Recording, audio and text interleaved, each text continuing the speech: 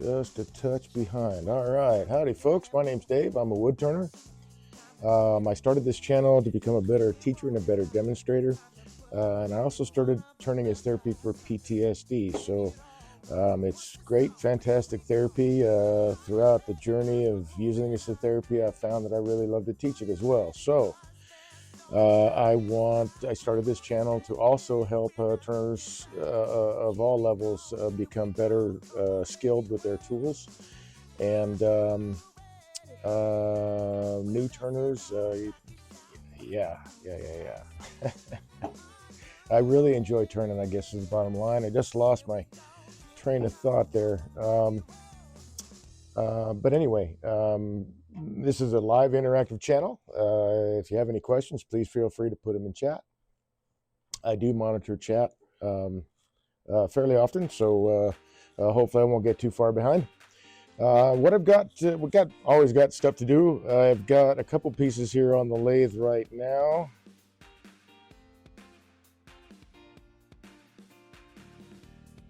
Wait for the lag to catch up. I had a little bit of, that might be a little bit too much gain on the microphone. Let me turn that down a little bit.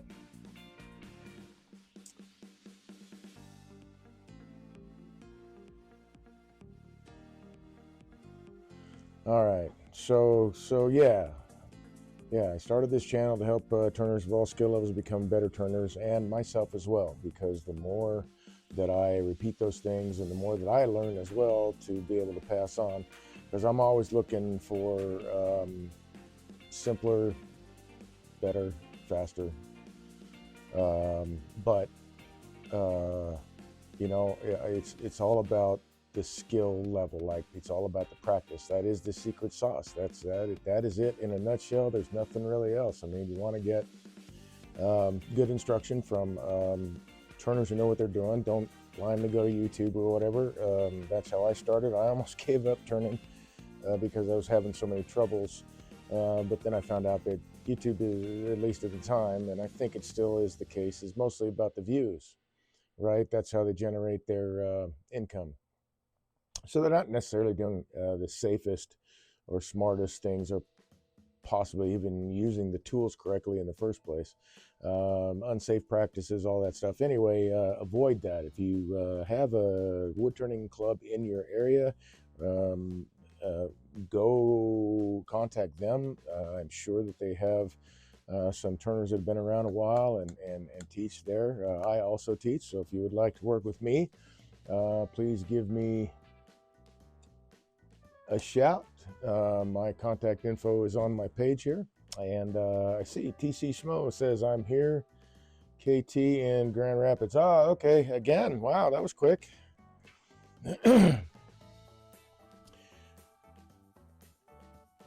So yeah, definitely find, highly recommend working with somebody who knows what they're doing.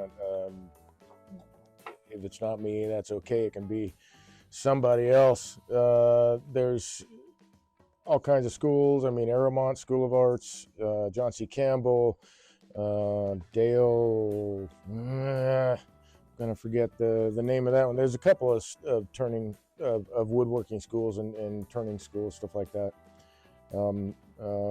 But you can also definitely find great talent in your area. Okay, so what I have here is I've got a piece of cherry burl that had all kinds of bark inclusions and voids and stuff like that. So I made a mold, and as you can see, part of the mold leaked a little bit. So I got this big old chunk of resin down here. The reason I'm bringing this out is because TC Schmo said he's considering working with resin. So I wanted to remind him how much fun and how much of a mess it can be. But it does come up with some, it does make some really nice stuff.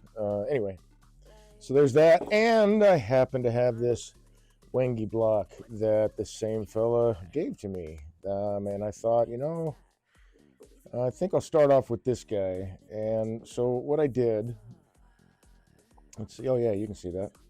I found the center, drew a circle, as not all the way to the edge, but as close to the edge as I thought I should leave me a little room for shaping and sanding, and to see where that sits. And on the center line, it's basically 3/8 of an inch one way or the other. So I thought, well, okay, well, I can actually shift this over a couple times. So we're going to do multi-axis turning. So I'll have that round edge in theory, that round edge in theory. I think I'm going to turn them into wings, and then we'll have the bowl right in the center. So I think I'm going to start with this guy.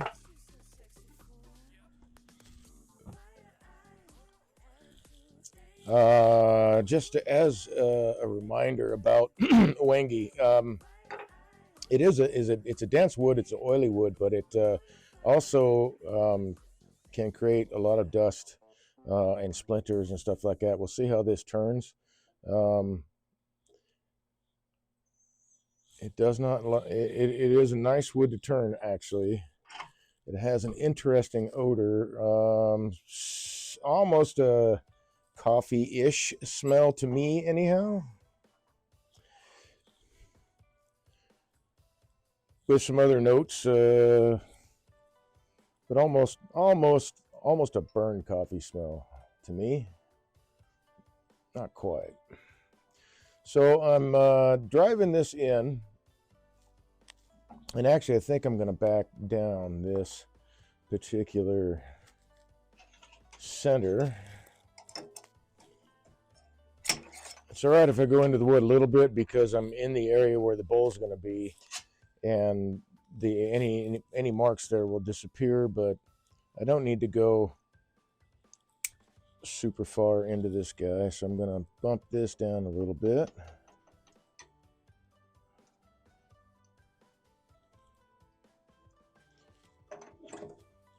There we go.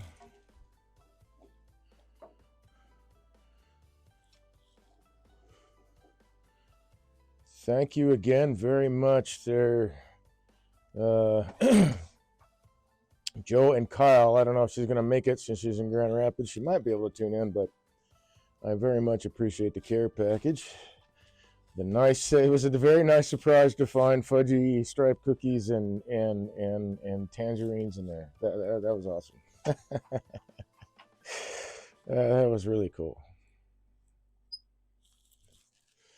So I think I'm at the right height here. Yeah. So I've got my spindle gouge, and I do have a scraper, negative rake scraper. It's very slightly radiused, very slightly. But that means that I can kind of rock a little bit when I need to catch burr here. And I've drawn this burr with a steel. So we're gonna play around with that and see. I mean, it feels like it's a good solid burr. So we're gonna play around with that idea instead of going to the grinder all the time, and see how long I can keep running that. Okay, so basically, according to this lathe, about 800 RPMs. Let me make sure that I am secure here. Look at that, spins nice and easily. We don't want that. And I'm sure as I go, I'll need to tighten it down some more, because this point isn't driven all the way in. It is a hardwood. So I've got it on the outside center on this side. So that'll let me round this over, and then I'll swap it over to the other side, and then we'll go right to the middle and make the bolt.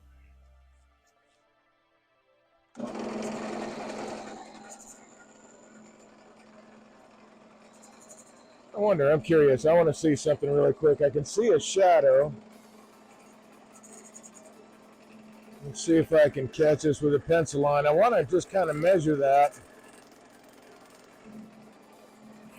or get a bird's eye view of where that's actually hitting. Let's see if we can see that. Okay, so it's the shadow that I was seeing as it was coming around, which is this edge, puts it right there, which is, oddly enough, something I should have expected, but didn't think about. So it's hitting right on the edge, and that's where I want it. Got a good choice of center position is what I'm saying. So this is kind of what a la Rudy Lopez and Stuart Batty. They both do winged vessels. I do too sometimes. I think they're pretty cool.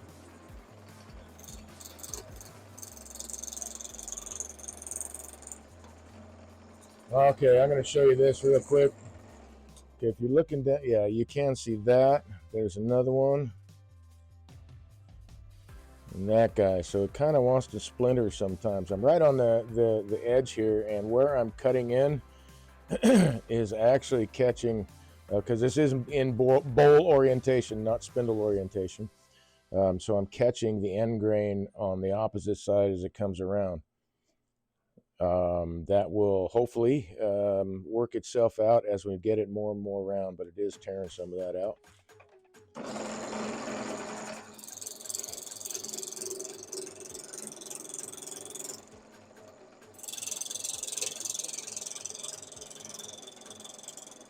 So how about we swap to the other direction? That way we're cutting through the top surface on both sides. And that should also mitigate that tear out.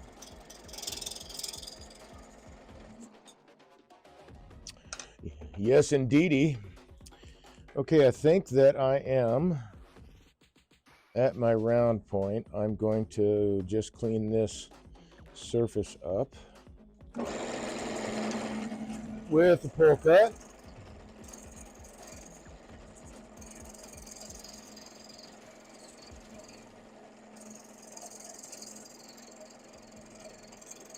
Just going very, very light cut. I don't know if you can see the shadow spinning right there.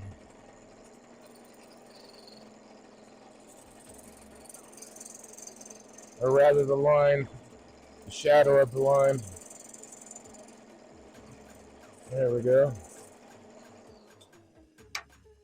So a lot of this material here is going to go away as I make the wings, but now it's time for me to move the other side. And you can see, I think, you know what, let me move this.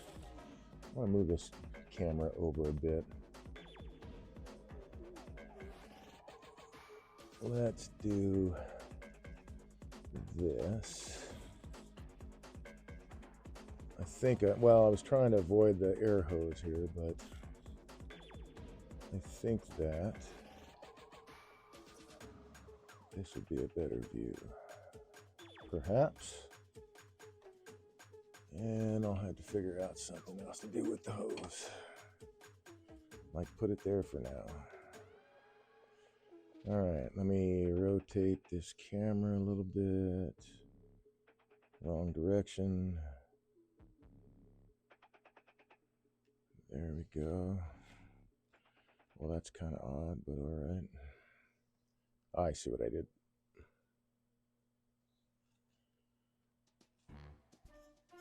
So that's pretty much centered. I think I can even go a little bit better there. Let's move this guy over to the side. Sorry about this, folks. I actually spent the last, well, this has nothing to do with it really. I had some issues getting things signed on, but I had computer issues for the last 3 or 4 days where I had no computer basically. So really couldn't test anything, but I think we have that figured out now. So if I go this way, yes, that's what I want.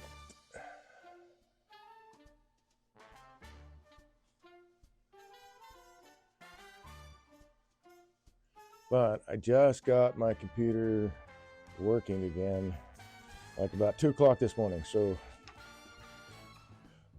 all right, moving on. So I did that outside center. That's the center for the bowl. I'm going to move to this outside center, and that will let me round off this edge right here.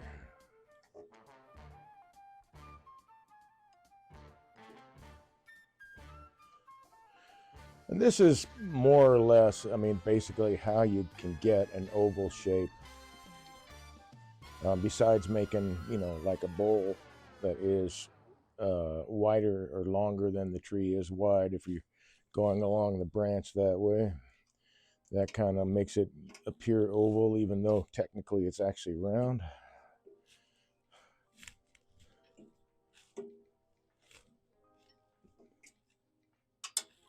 Okay.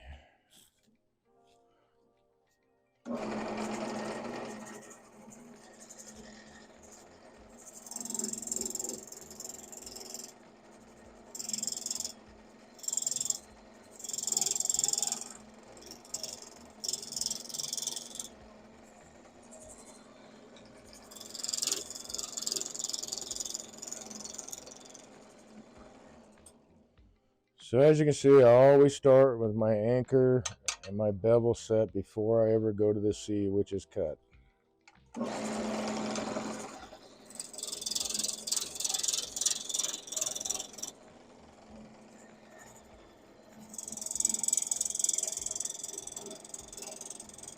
Really helps give you a better, smoother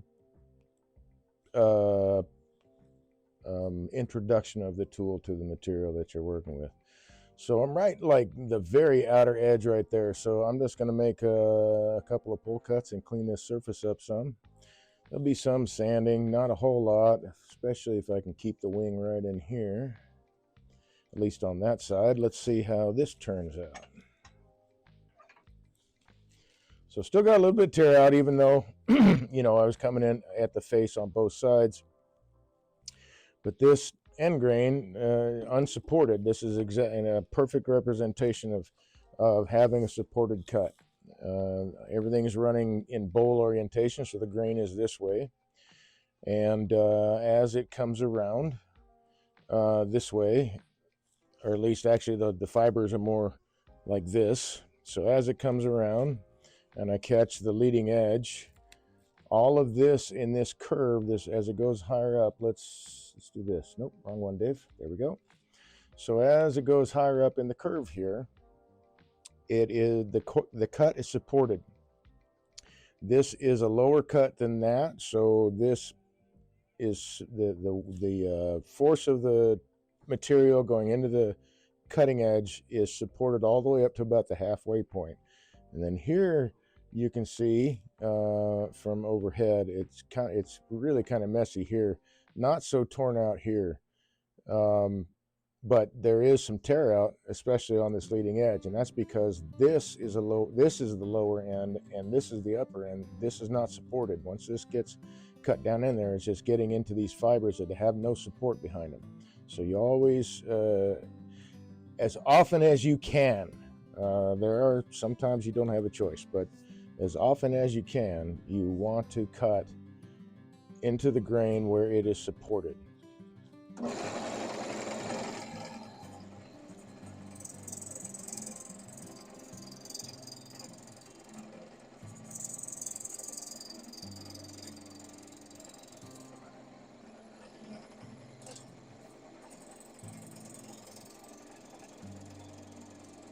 I don't know what that did for me. I'm watching the shadow out here. It's kind of hard to see since got a light right over my head, but how did that clean that up?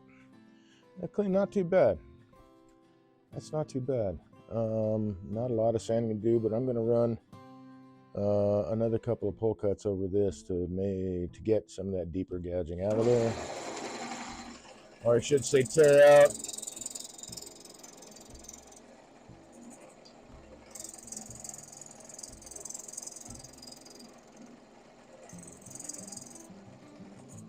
Don't have to be super precise with having, you know, this parallel all the way across, but I always try to do that. Okay, that cleaned it up quite a bit better. So now we are done with that. I'm not going to bother sanding the sides yet.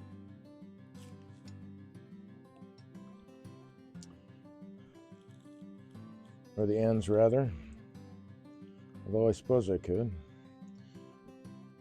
But I can do it later too by hand with just a piece of sandpaper going in the direction that the grain is supported. So I'll sand this way, and then this edge that way. So we're now at the center, and we're going to make a bowl.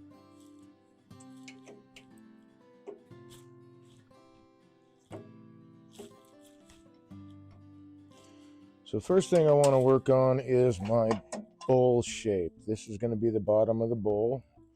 Arbitrary choice. It could just have easily been the other one.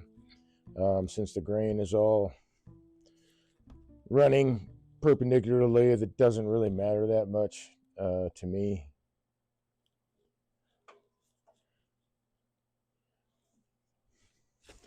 Which side I would use anyway. So this looks just fine, just like the other side. So I'll start my bowl shape here.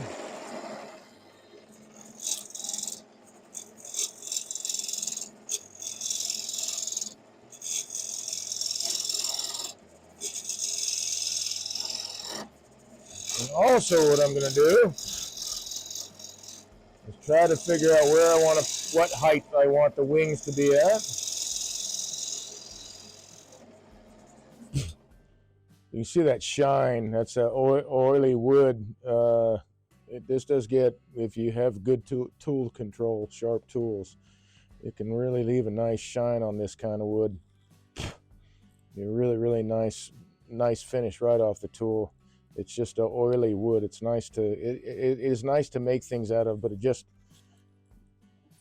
just doesn't, I mean, it doesn't make really any shavings. It's just powder and splinters and stuff like that. It doesn't really make any shavings.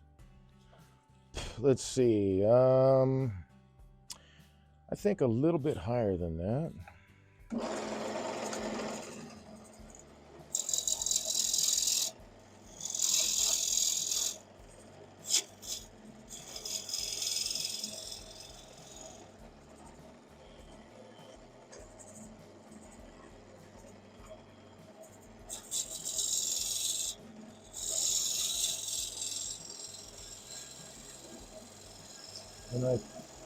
And I also have to keep in mind my bowl thickness as well. So right now I'm just basically to the outer edge of the sides of the bowl, and I have to take into account what my thickness is going to be, so how big my bowl is going to be. Now, clearly I only have so much material to work with, but I can maximize what I have. Do I want the wing to come out from there? That is a good question.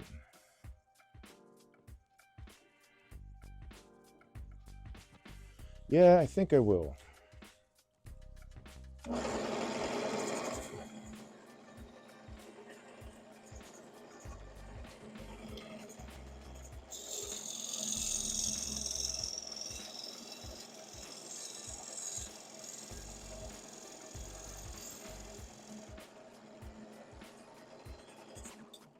That was a very nice cut. Yeah, very cool. All right, so that is not even 1/8 of an inch in. I think maybe just a little bit more. So actually what I'll do is I'll leave it for now. And as I make my final shape, I know I'm going to sneak up on this. So I'm going to leave that alone. Let's see, how do I want my wing straight?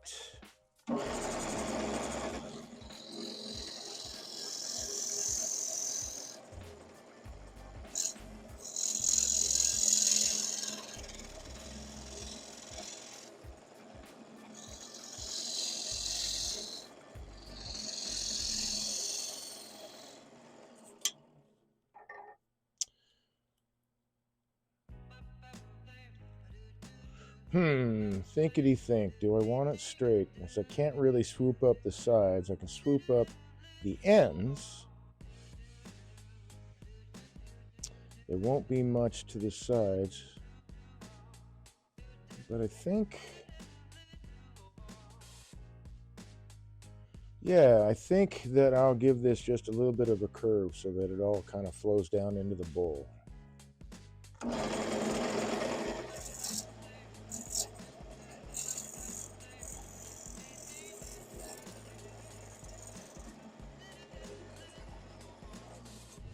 gonna make the bowl shape a little bit more refined, but I'm gonna need to work on that with my negative rake scraper. So this will be cool to see that drawn burr.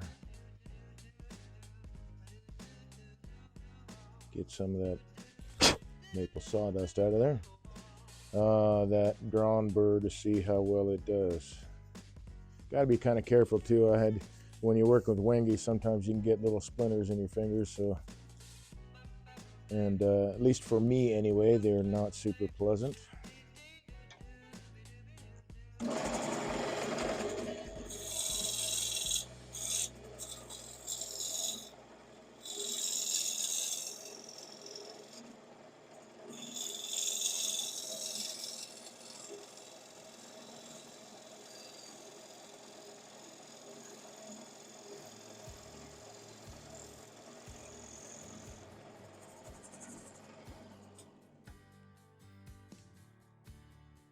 Hey, that'll do. So yeah, I think that is a nice distance out there. So I'll keep working on the bottom. I gotta remember that I have to leave myself some way to hold on to this dude so I can flip it around. And I still haven't really decided what kind of bowl I'm actually going to turn.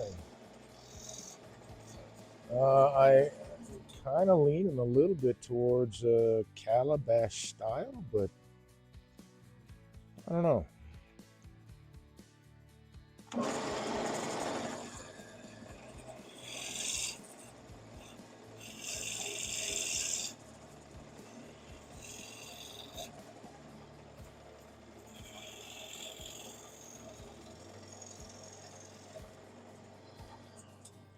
No, I think I will put a foot on it. I don't think, well, I guess I could make it.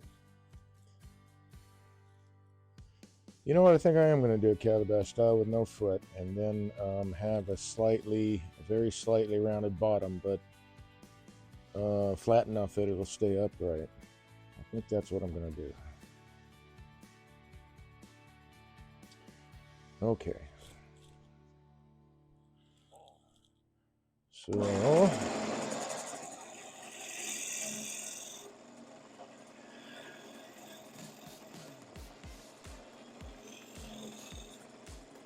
a little bit of shear cut action here.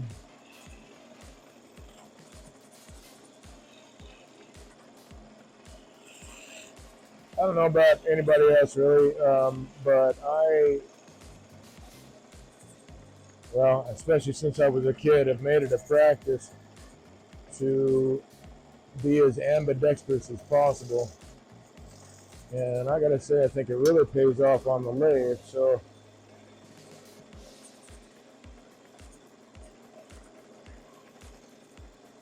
I do talk to people and say, it does make a big difference. And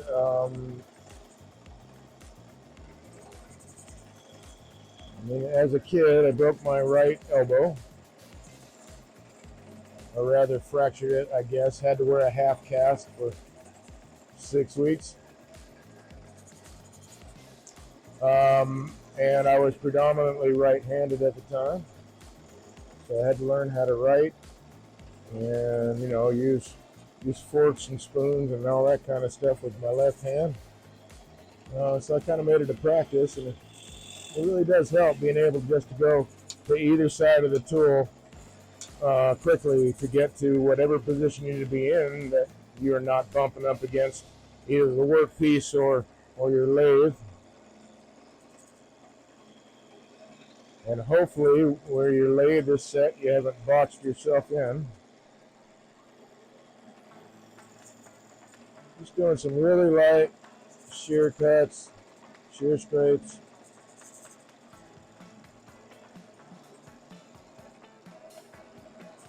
Wengi has a really nice grain to it. I'm going to have to fix that, but that's all right. So that will be where I hold on to it. So let's straighten that out a bit, because Wengi will not really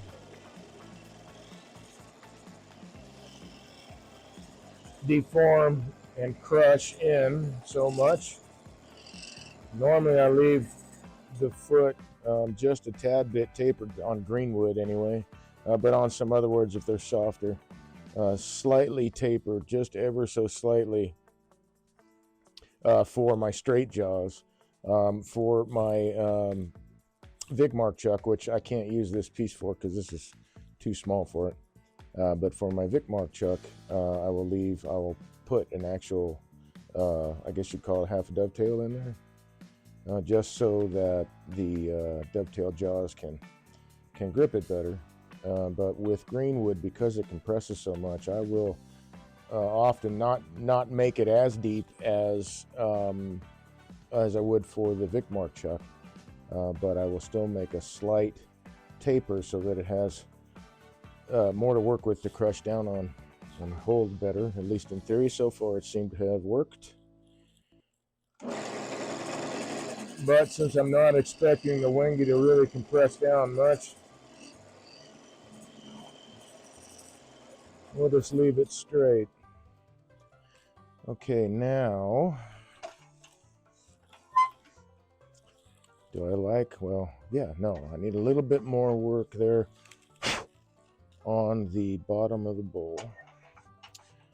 And I think because it is a tight spot, I will just do some shear scraping with my spindle gouge.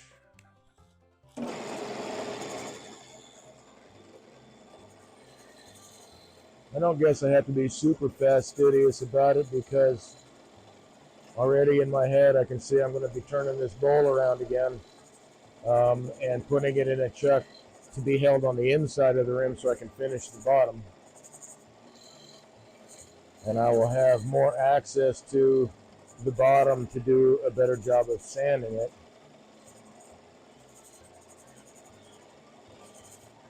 So I think that's also when I'm going to sand it. But sharp tools sure will make that work a little bit easier. Actually, in a lot of cases, very easy, or a lot easier. So I got a little bit to clean up right in here. Now I got a little bit of lip on this surface, and then a little bit of a lip on this surface. I'm going to clean up this surface first, and then I'm going to take my negative rake scraper and work this wing. Because with my negative rake scraper, I can get right up to the edge of the outside of the bowl.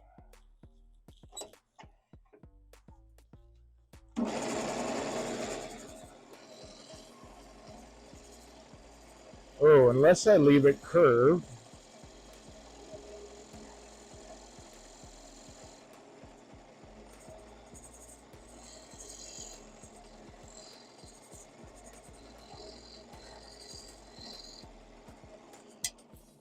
Unless I leave a slight curve, or no, that's just going to be a straight wing. We'll just leave it, or a 90 degree. Well, if this wasn't curved, it would be a 90 degree. Let's see, I need to raise my tool rest just a bit. And now we're going to see how this drawn burr will do. You know what? I really need to be square onto that guy.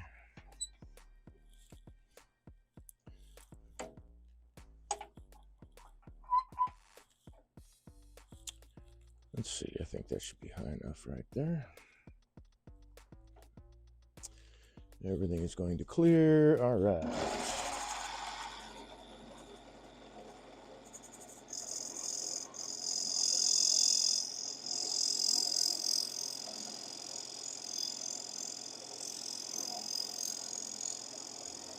Well, I was not expecting that, but it's actually, because I've never used a scraper on Wengi before, and it's taken a little bit of pressure to get through the surface. There we go, through the surface.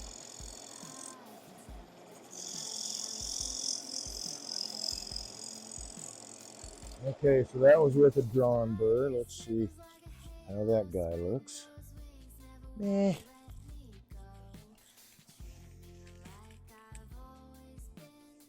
Throw this light on back here so I can see that better. It's not bad. It's not great. It's not bad. Make another attempt at it. Let's. Well, the burr's still there. So what you're seeing here, you see me running my finger across. I'm actually not, and none of the skin is touching. It's just my fingernail. That's a very sharp piece of metal right there. I'm just trying to clean off some of that sawdust that's right behind that burr. You know what would help, Dave? I bet you if you got a brass brush, that would really help. But you don't want to run your fingers or hands across those burrs. They will slice you open. Ask me how I know. I think that's the one giveaway statement that people can say. Oh yeah, it never happened to me. Ask me how I know. All right, let's try this again. Let's see if this.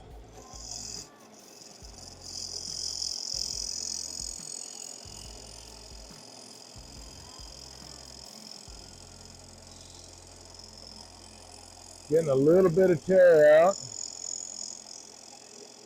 I think. Let's see. Oh, you know, it actually cleaned up some of the others. Okay, so now I'm going to run this. That's still there. I'm going to now run this across the grinder because I want to see the differences. So, since I've never done this with Wengi, let's see. Let's see what it looks like with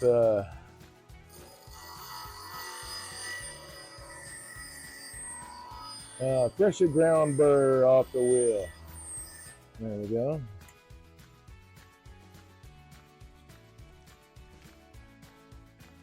Let's see if that makes a difference because you know, my drawing technique to pull up burr may not be stellar.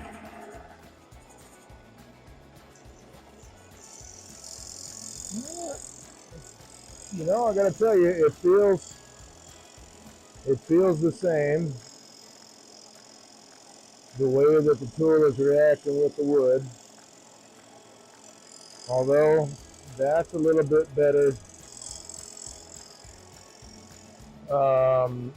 ejected material. That looks better than what I was getting. So possibly my drawing technique needs some work. See how that looks. Although I gotta say, it kind of looks the same.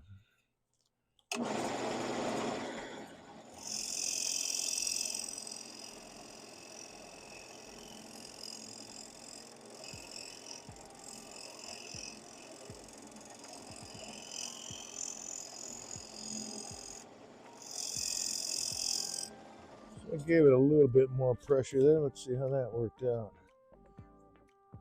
Oh, nice. That cleaned it up really nice.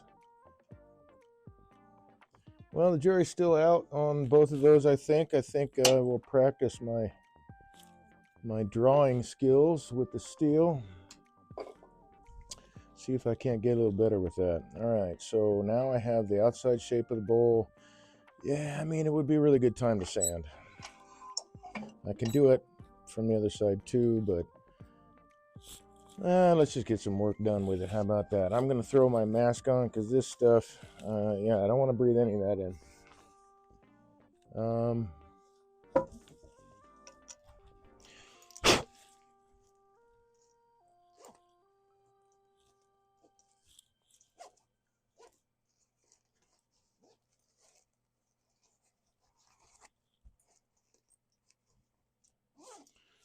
And hopefully the microphone still picks up, because I haven't worn a mask with these microphones yet.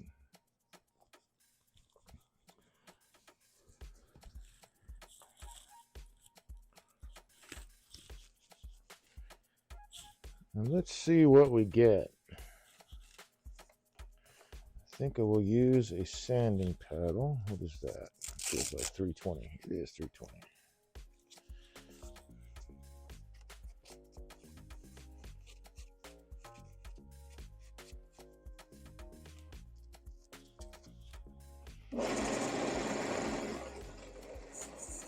Oop, wrong way. Trying to slow the lathe down. Cranking it the wrong direction.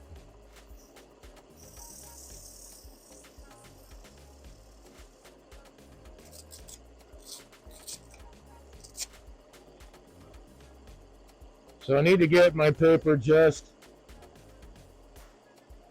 maybe a 30 second, just a little bit past the edge there, so that the edge of the sanding pad supports it, but I can get right into the corner without having a floppy piece of abrasive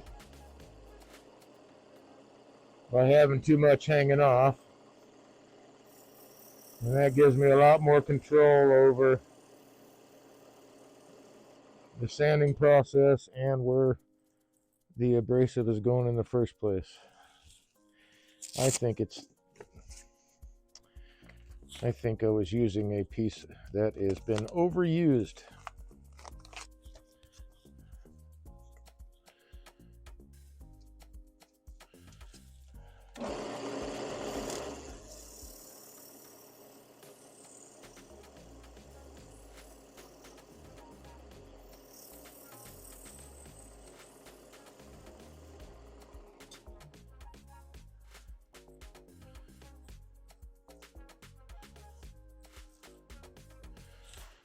A little bit more.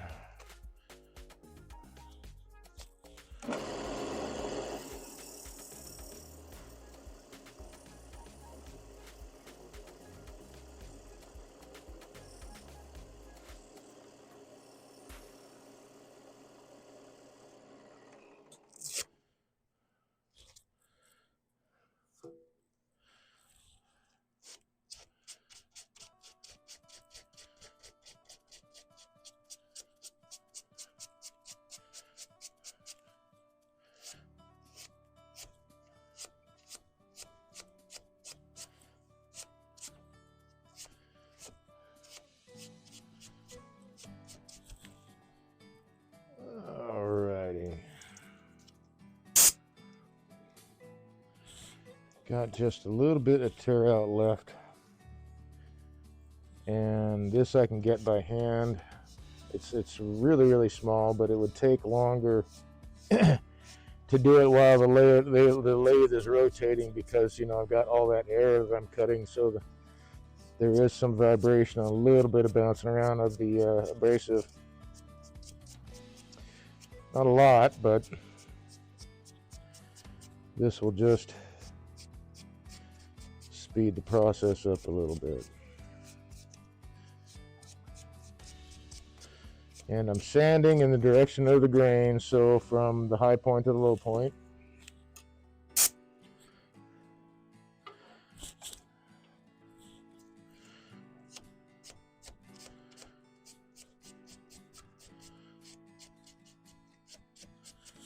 I think that should have done it right there. Yeah, all right, cool. So I'll give her another spin and work on this part of the bowl.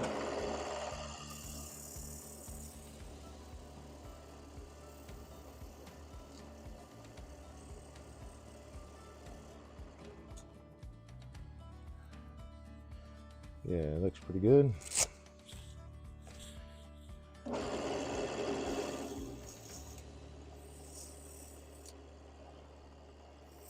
Gotta watch out for those wings coming around.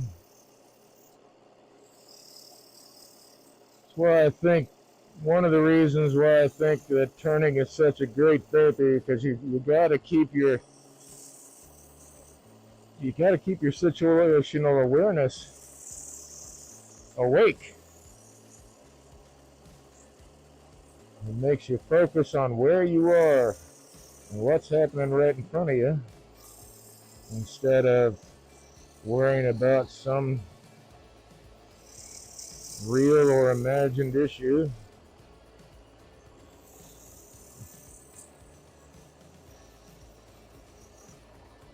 I think it helps quiet the mind a bit. Or rather, maybe that's not right. Maybe, I don't know. It doesn't exactly quiet the mind a little bit. You know, it more puts those conversations in the background so they're no longer the focus. It's still happening, they're still going on. I'm able to let those issues work out in my head while I'm focused right here for the most part.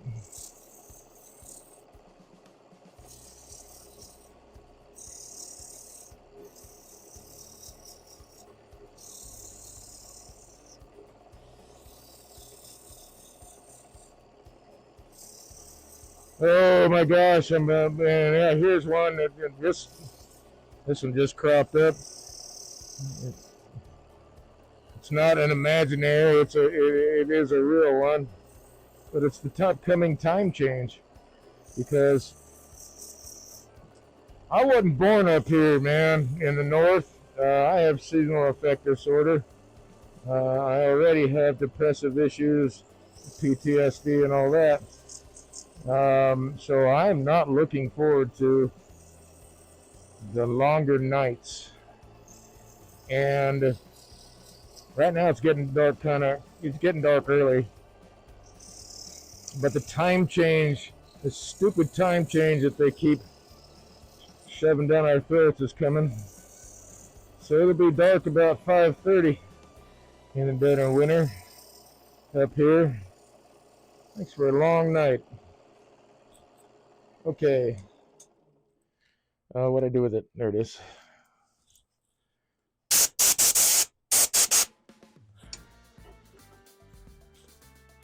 But I don't really need to worry about that right now, because that's in the future. And I don't even know what's going to happen in 10 minutes. I have my suspicions.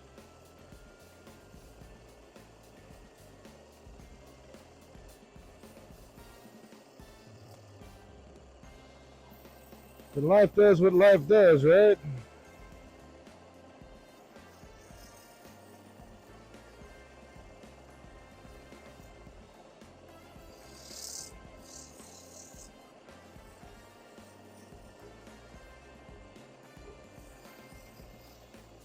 There we go. I think that might look pretty good. A little bit of tear out there. It's not making me happy. Let's see, how bad is it? Yeah, it's not that bad. This is a really interesting grained wood, actually. The grain is it's open. You definitely have all the pores, and you can probably see that in the camera right now on this edge. I can get it to catch the light just right for you. A lot of pores in there, and the end grain can get that way too. But throughout the wood, it's like an open grain, so it just kind of wants to splinter and powder when you're turning it. So that is our general shape right now. Let's flip it around, put it in a chuck, and turn a bowl.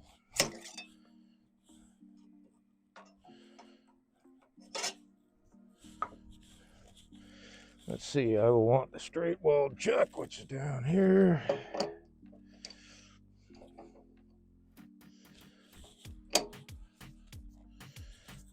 And the key that goes with it. I might have a bit of an issue, maybe, getting this chuck to tighten down all the way properly, but we'll see.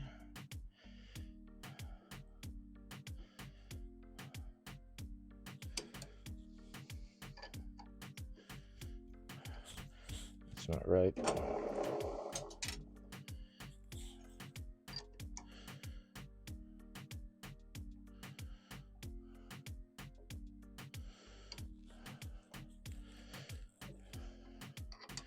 Because it is such a hard wood and it doesn't want to compress.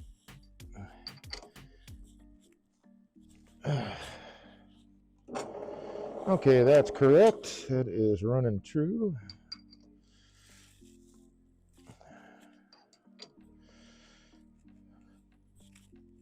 just want to make sure that's as secure as I can get it in the chuck. Get rid of this brush here. Move my tailstock.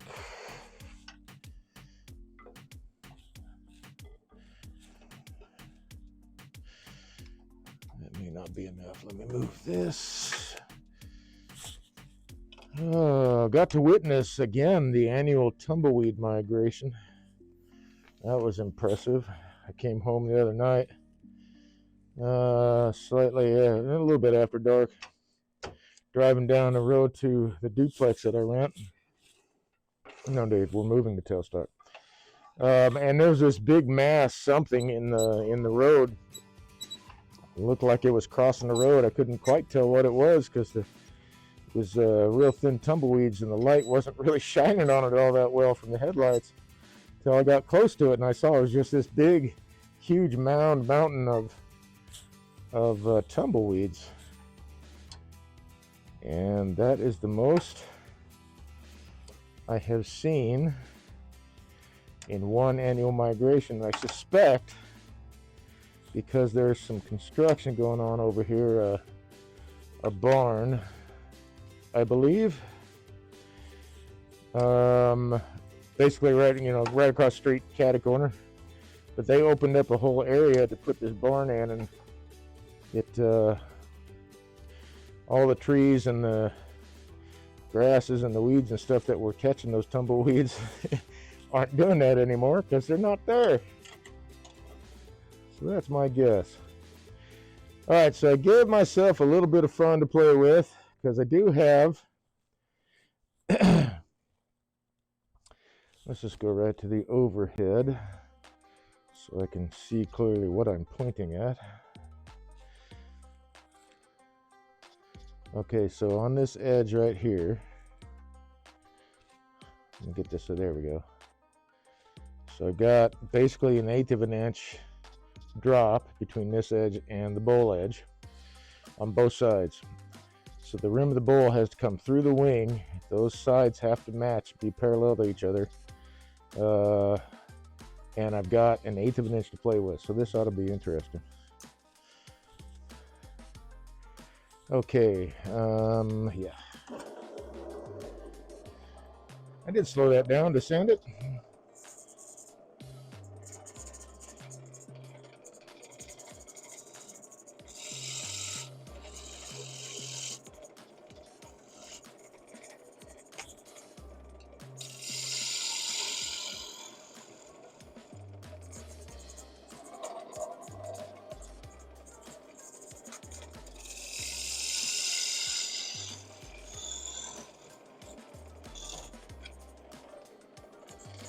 So I'm just going to take the bowl down a little bit in depth, not quite halfway, because I want to work on these wings and the rim of that bowl.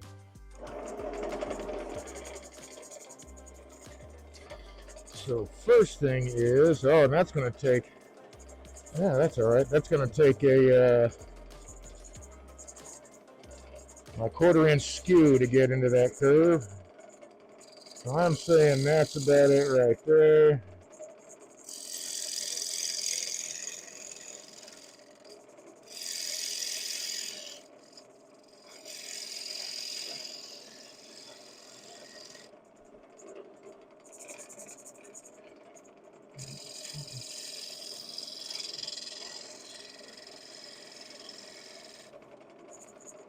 Dial it in a little bit more.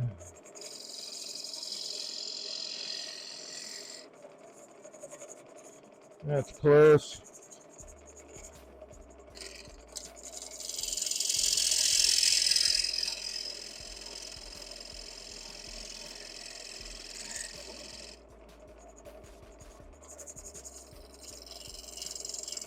So I want the wing to be basically the same thickness as the bowl so that it all looks like it belongs together.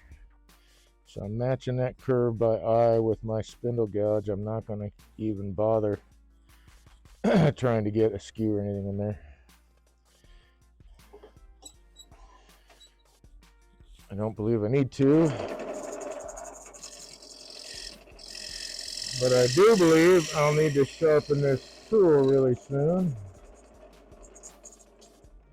So I keep looking down. I want to see that those edges, this edge and this edge, meet as it goes through.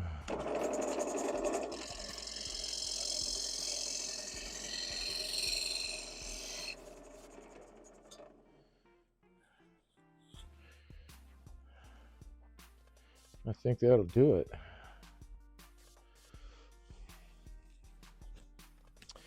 Okay, so now I need to work on the thickness of this wing, and I need to figure out how thick I want the bowl to be. I'll base that off what I make the thickness of the wings.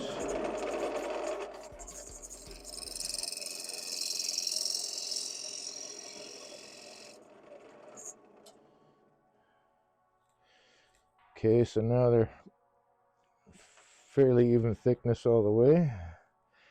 I think I don't want it too thin, but I don't want it to feel weighty, even though it's a small piece of, no, actually I do want it to feel weighty because it's a small piece of wangi. Oh, I don't need to wear this now. Sorry, excuse me for a sec. I can take off this mask.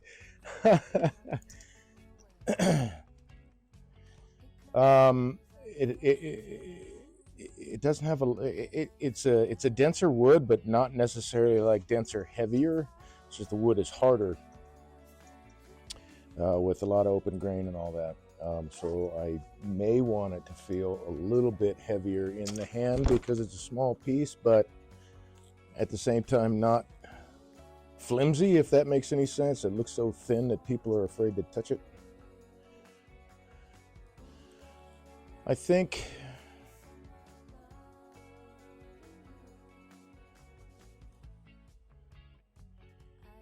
I'll go, I think I'll take it down just a little bit more.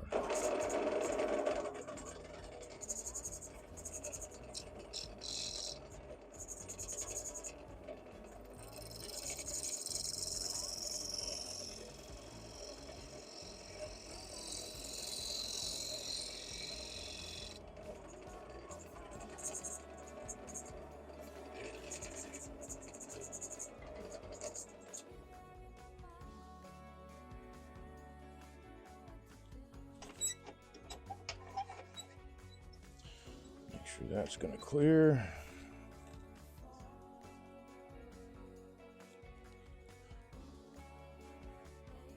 Let's see, let's put something white behind it that I can see more clearly. Oh, I think it's dead on. Well, I'm going to leave that alone. Okay, now I'm going to worry about sanding these wings here.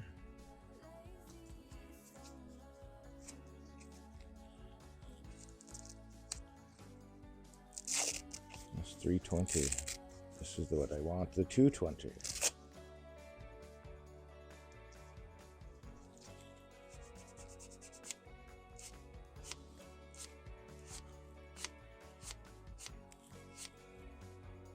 You know, I could try the 1/4 inch skew too. That might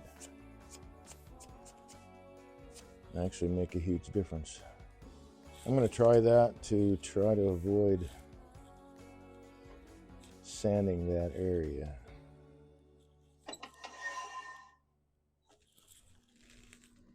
I know I can get the 1/4 inch skew down there.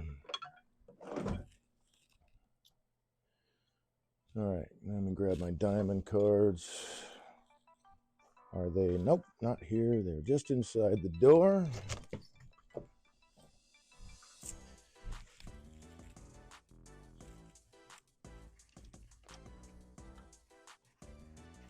Come on.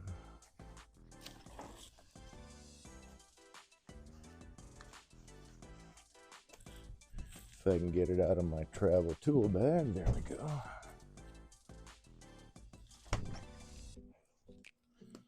So I want my diamond card to put a bit of a burr on the skew so I can get right into getting a good scrape. So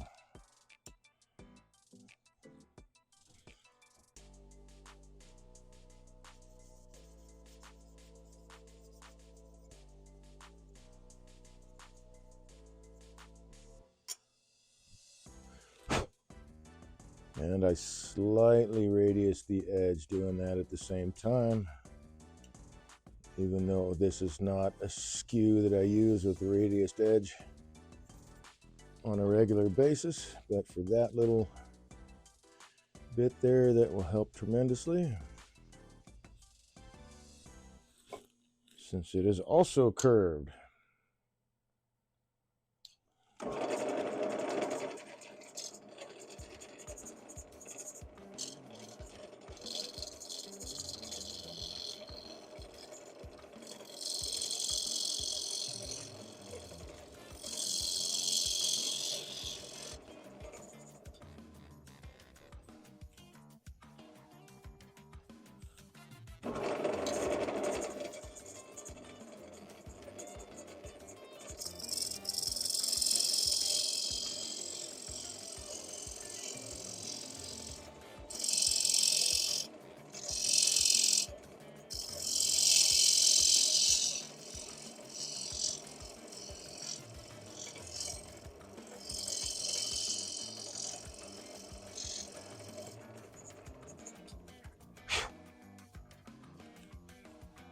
Oh yeah, I'll take that.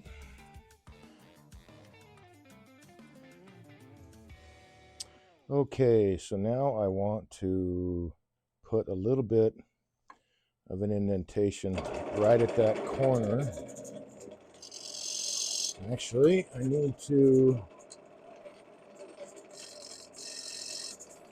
Yep, that's not going to work.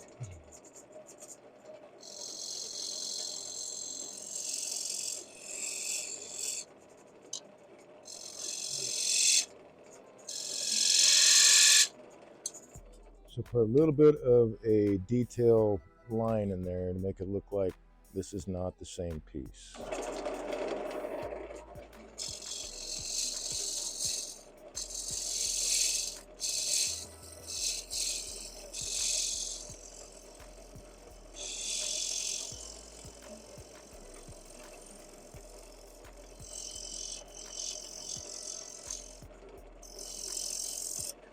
Got to get rid of the tool marks. There we go.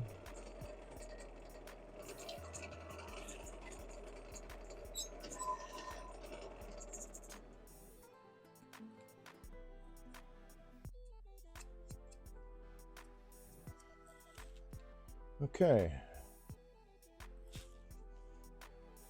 So that decreased my sanding tremendously.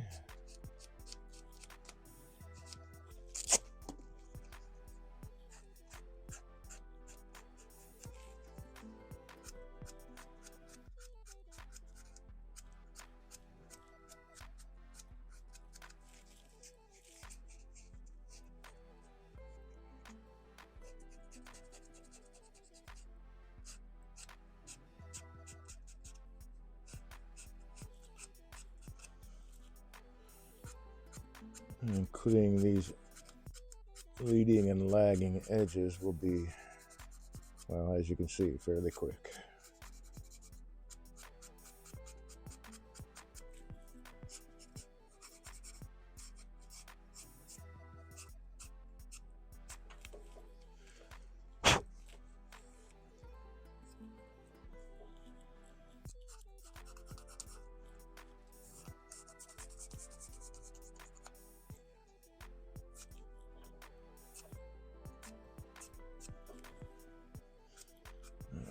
A little bit more attention to this guy.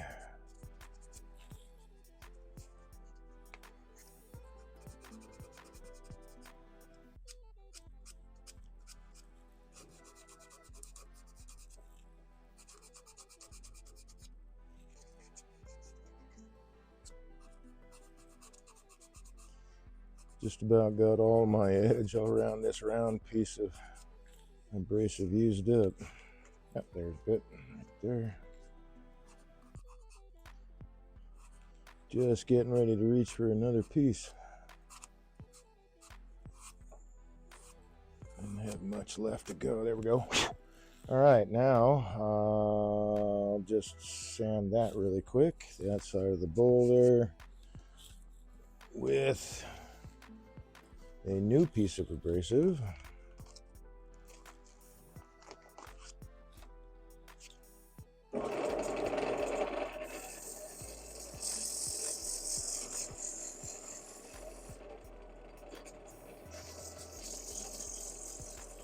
Minding that wing.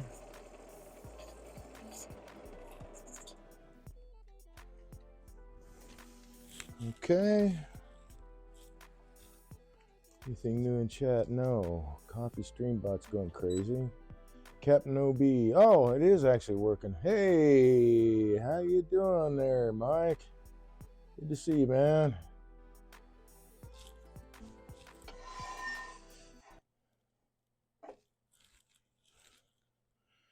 Okay. So that's all finished. Now we can go. Whoop, no, it's not. Sorry. You see a sanding mark. Whoops. Oh, get back here. That I really want to take care of.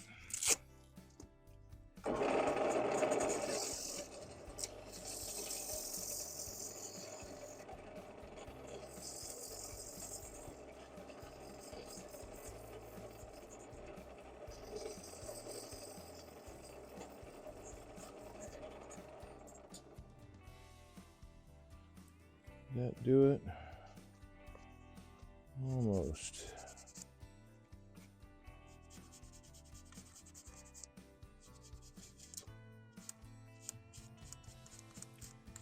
So again, still sanding in the direction of the grain.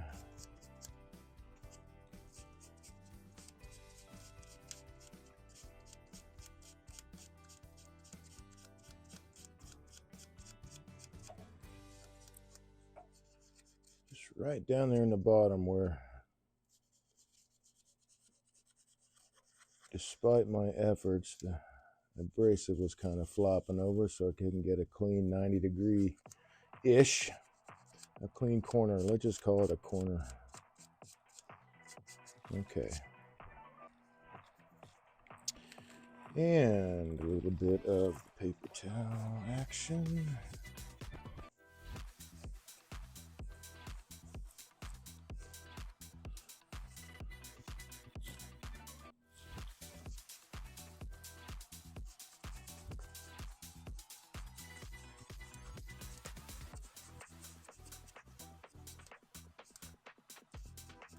Come on now. There we go.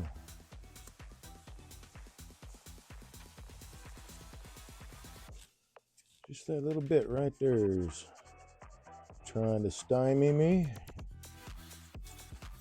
It will not work.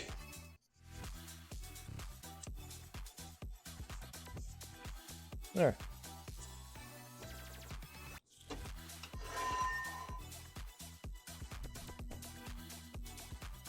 Okay, I'm going to round this edge over a little bit.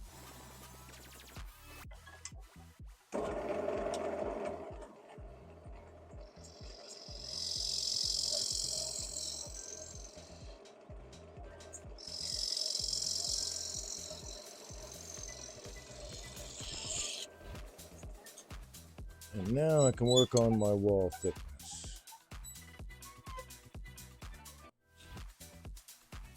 Nice clean cut. I don't have to sand that. Very good.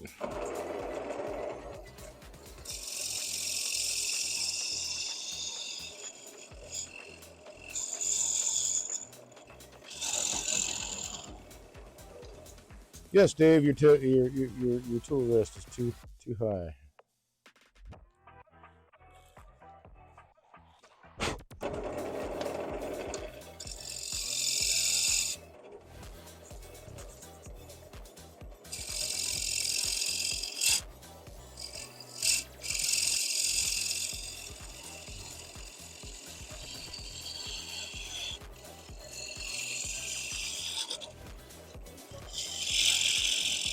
Whoa! Handle was coming loose.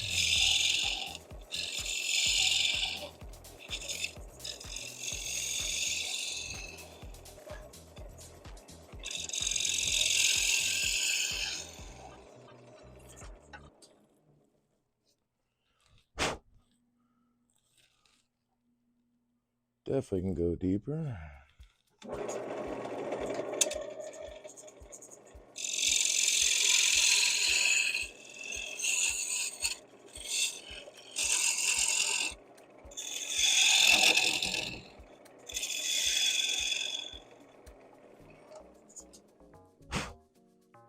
Wingy doesn't really like to be hogged off either, in my experience.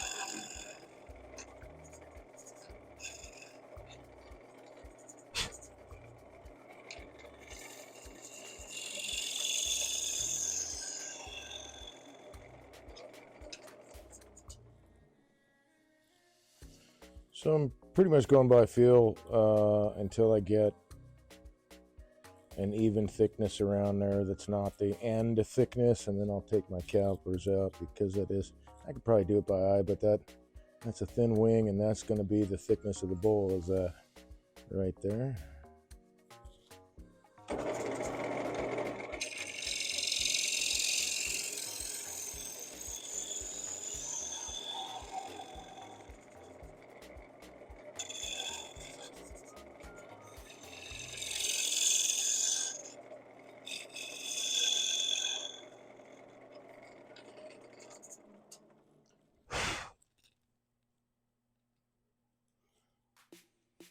All right, I think we're just about there.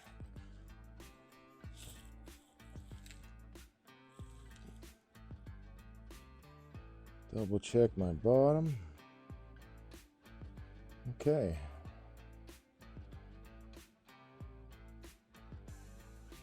So it looks like I'm right on track there.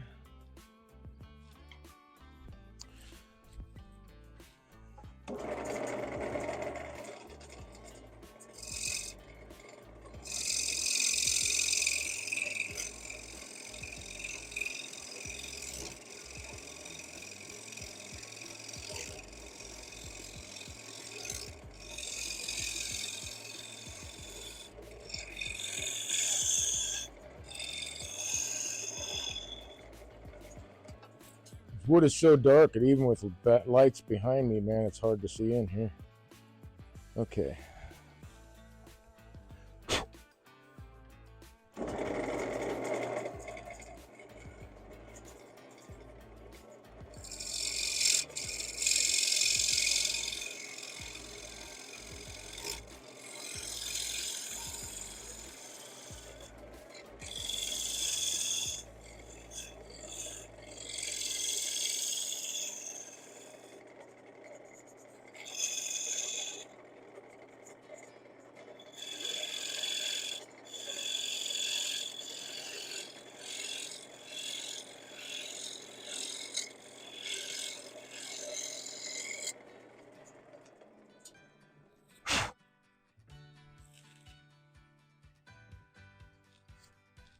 And calipers are over here.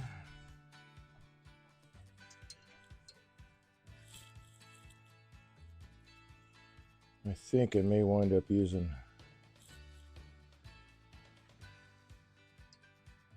my large round scraper. That's even, so it stops being even right there. So let's grab it while we're over here. I think it's got, nope, burr's gone.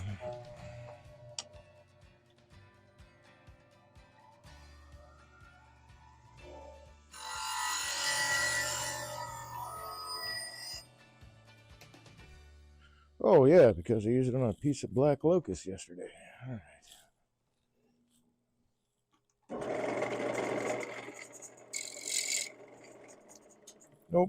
raise the tool rest a bit. Where the burr makes contact with the wood has got to be less than 90 degrees.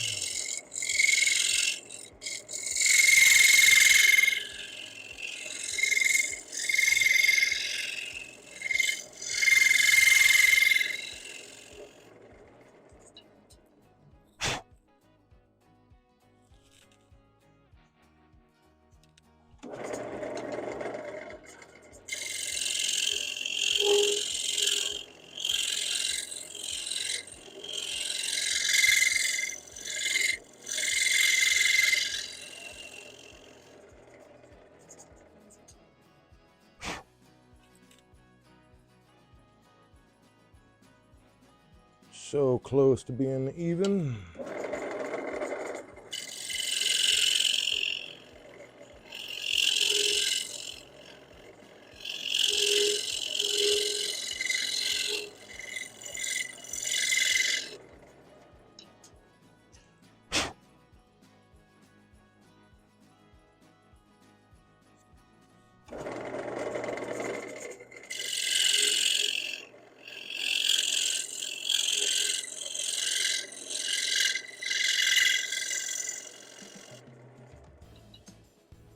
Just about at my finished thickness. So let's check this dude out. It's right there.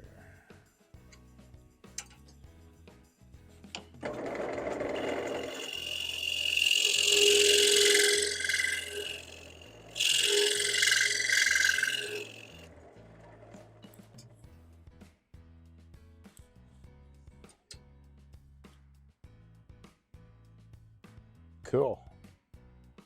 Got it. So I just need to clean up the bottom a little bit, and in this case, I'm gonna grab the flashlight because it's just dark down there.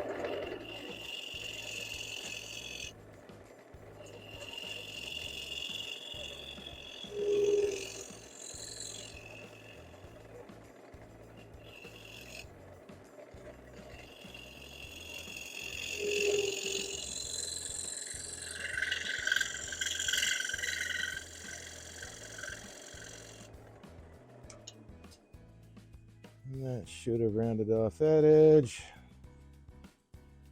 Nice. I'm going to touch that bottom just a little bit. Oh, time to put a new burr on there. And I don't believe I'll have to sand the inside of that.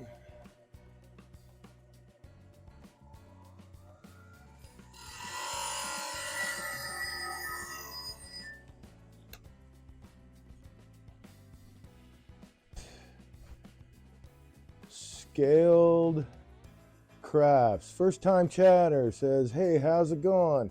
Hey, Scaled Crafts, how are you doing? I'm making a winged bowl out of wengi.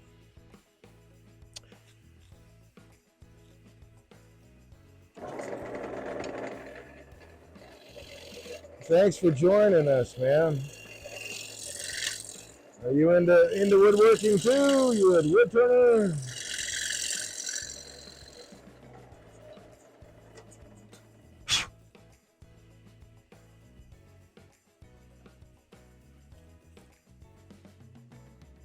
All right, I'm going to turn my scraper over on its side and catch that burr as obliquely as possible, just to get a shear, a cut as I can manage.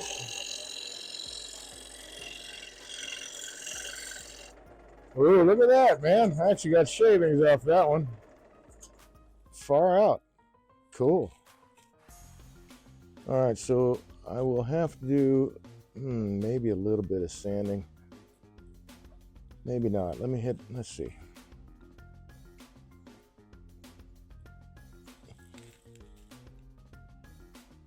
Try that one more time. My bottom looks really good. I just got a little bit of tear out on the end grain there on the inside.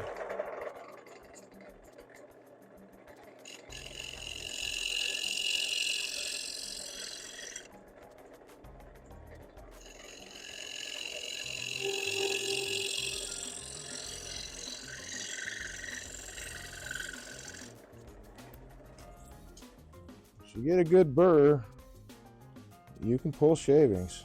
I wasn't even pulling shavings with the bow gouge on that, but okay, that looks a lot better. It'll be a little bit of sanding on the inside, but the shape is where I want it. Looks like I have just a wee bit of, I keep saying that, a little bit of cleanup right there in the bottom.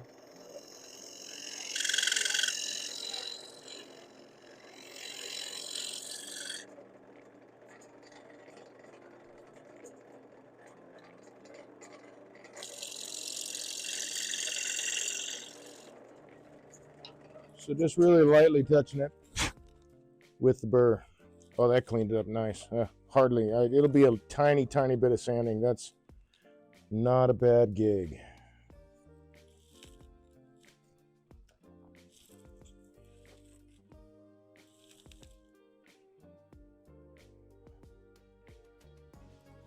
And my bottom is like right where it needs to be. Sweet.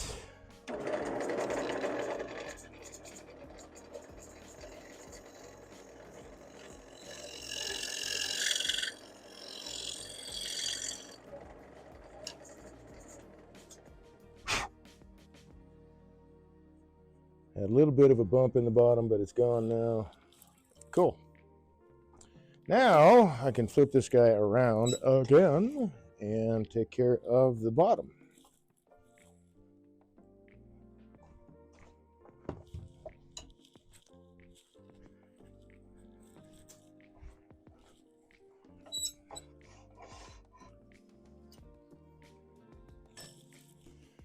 Okay, where'd you put the key, Dave? There it is. Whoops, don't go nowhere.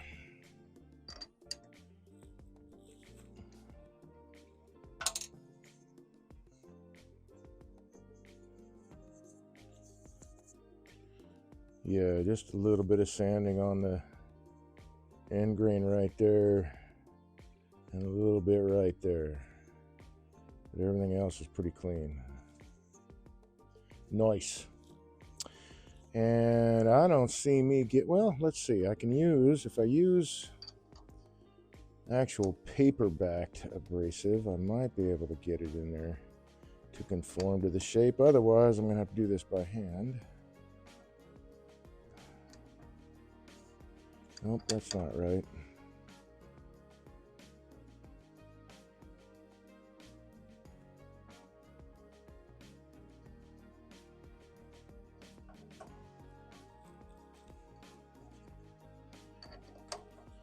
She needs to be running true for this, and she is not.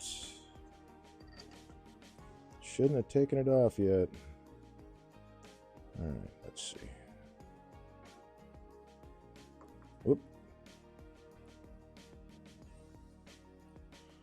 Okay, I think that might be right.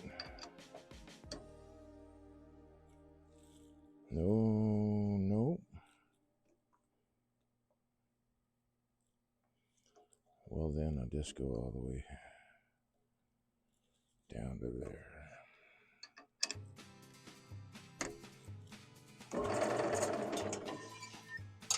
All right, so I'm going to grab, let's see, a little bit of paperback abrasive.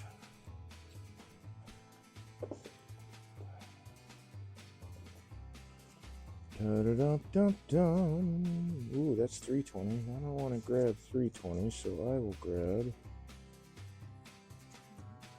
a little bit of that. Looks like I need to cut up some more 220.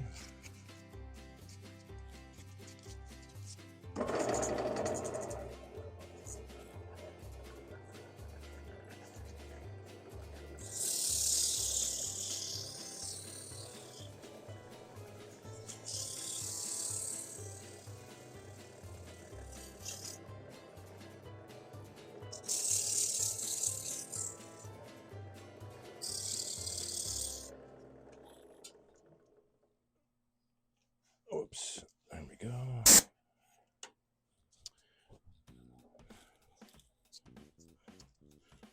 Got that light, and it just isn't helping that much.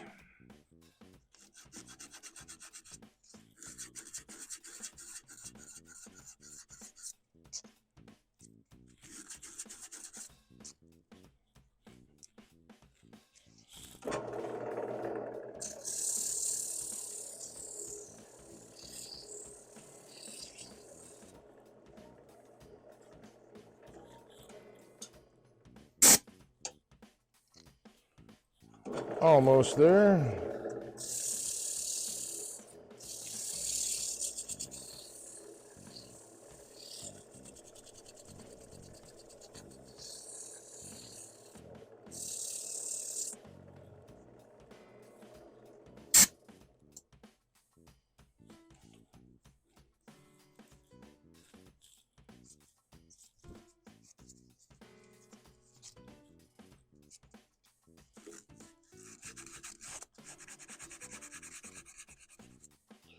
I don't know if anybody else has this trouble, but I feel like the more light that I have, the more light I still need.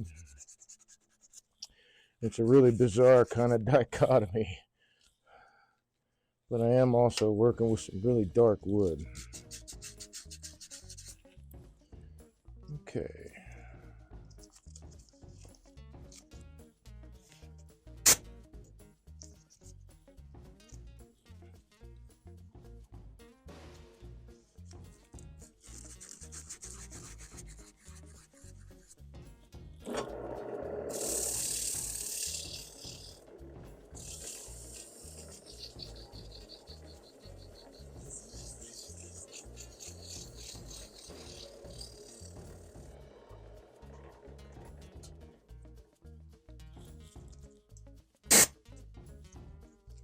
Okay.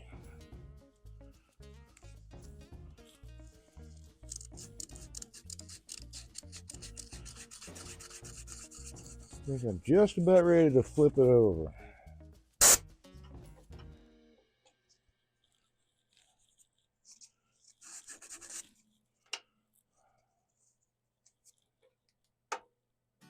Stay.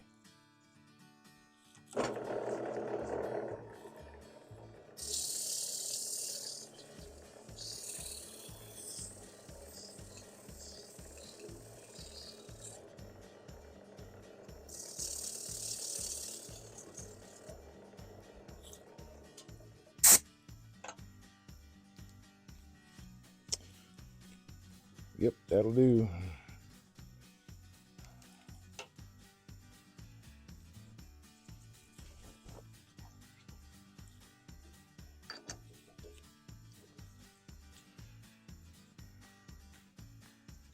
Cool beans, man. All right.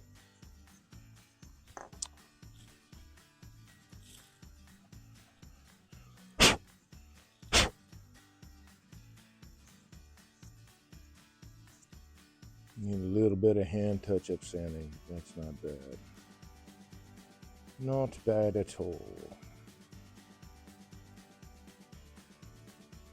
Super technological.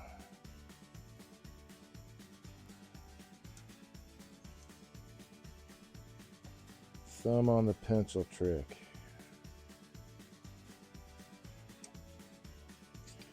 I think I have changed my mind. I'm just going to make, oh, no.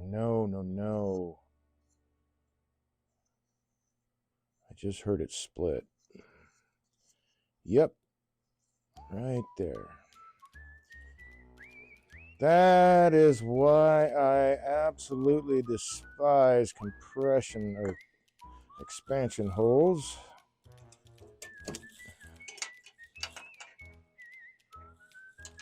But this is also wingy and open grain and easy to split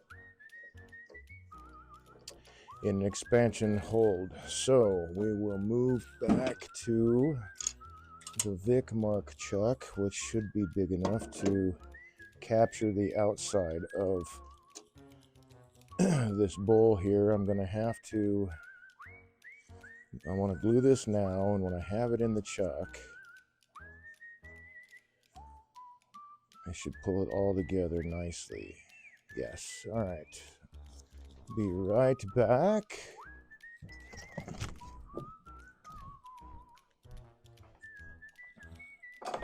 Whoops.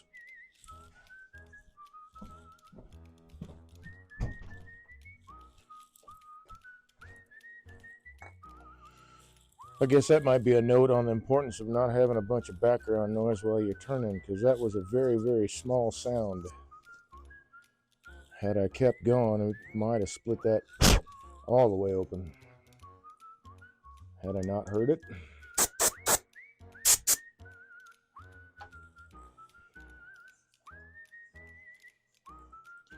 And then once this is squeezed together, yeah. All right, so a little bit of paper towel action needs to happen here.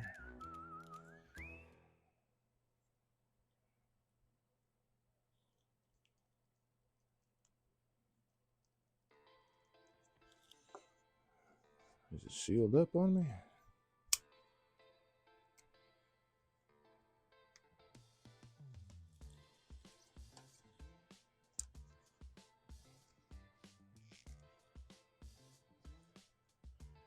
I think it has.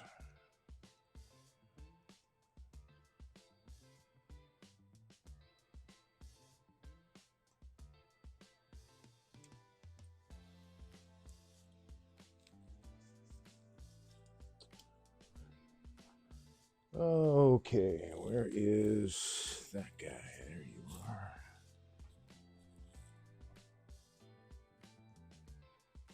There we go. Oh, actually, the truck could actually help me do this. Will it fit on that guy? Nope. I was thinking about spreading it open just a little bit, but I think I might be able to do it by hand. This is a thinner glue. It's not the super thin stuff. I think it's probably the next step up. It's a shame that some of that is going to soak into the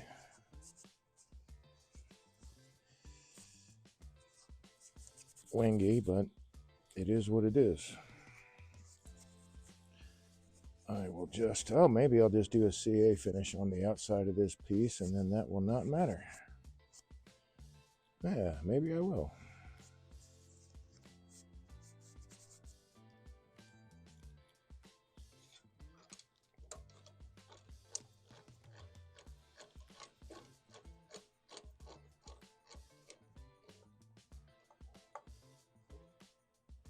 There we go.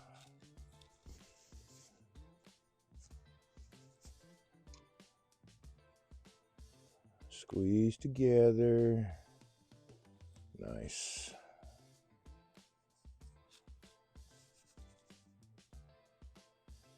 Any more squeeze out?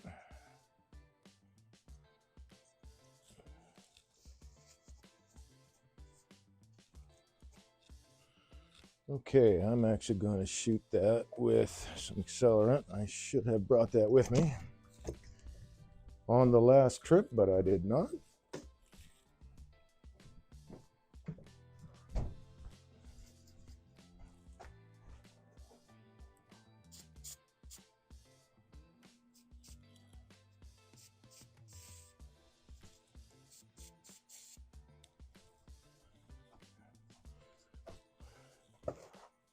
Set that right there.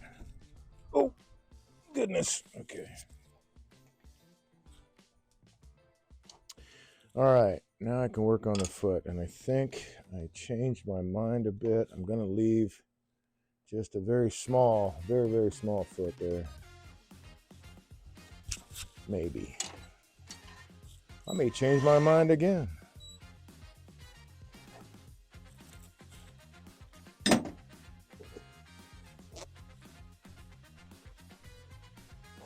Whoops, right there. Really, since I'm taking this, I actually build model houses. Oh, how cool is that? It's, scaled crafts. Okay, so that makes the name make sense. Very cool. So do you go all the way through of making like the miniature 2x4s and doing the framing and all that kind of stuff? Like, how detailed do you get into it, man? I'm curious. Let's see, let's drop this guy down a little bit. I've turned some, I guess you call it doll furniture. And I turned a very, very small stool, about that big. Let's see, was it 3 or 4? It was a 4-leg stool with runners or tenons or whatever, stretchers, that's what they call them, in between the legs. So just like a bar stool with 4 legs, but it was about that tall. And I put it in a large pill bottle and showed it to one of my physicians and said, here's my stool sample. And I actually got a laugh out of that one, so that was cool. Okay, I had slowed it back down to 400.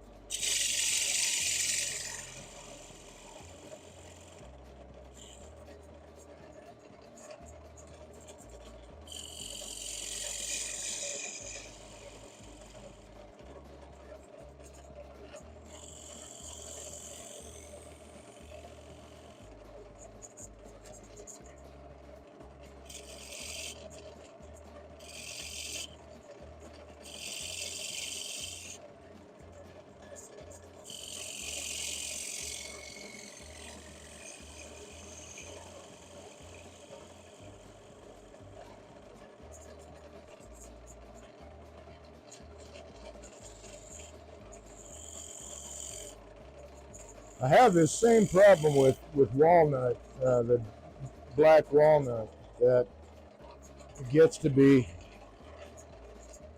really difficult to see well because it's so dark.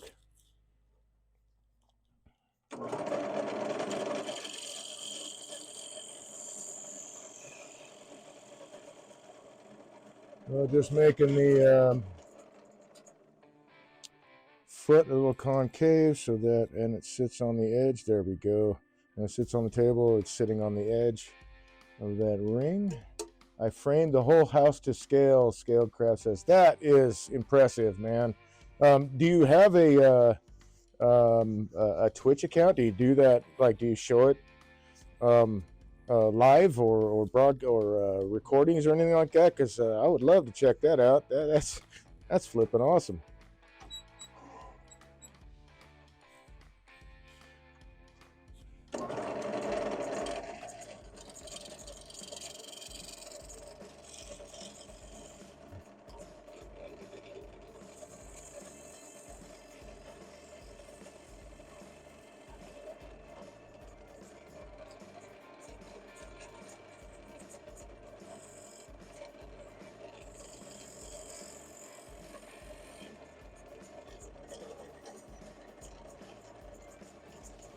Let's see, let's put the detail line right about there.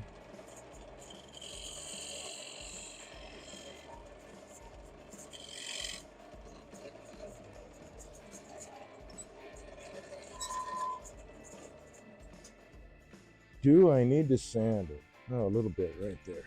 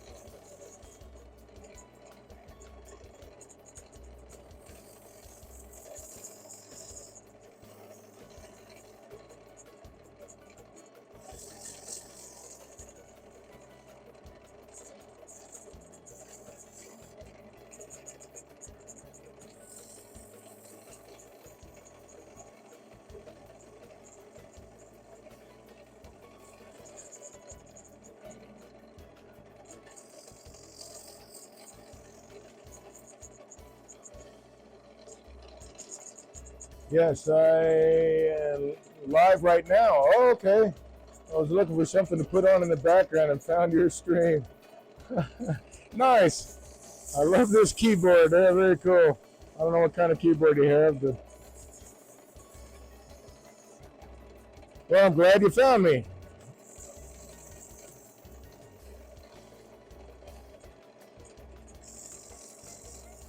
I'll definitely have to check out your channel. I think that's some fascinating stuff.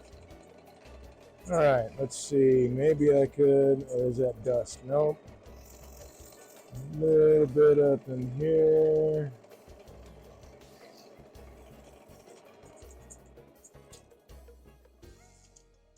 All right, so I got to do a little bit of sanding on this. Outside edge, that outside edge.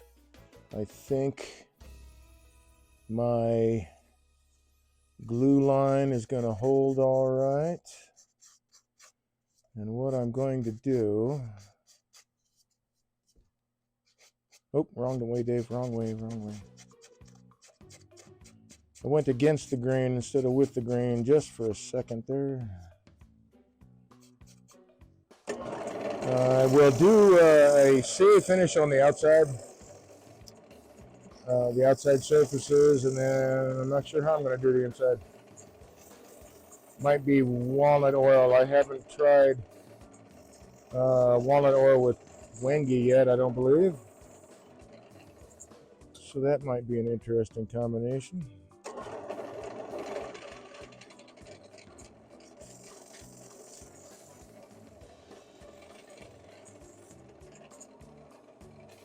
There we go. That'll do. So I can do a CA finish on the outside, which will, I gotta, sand that edge, and then I'll do this. So I'll do this later. But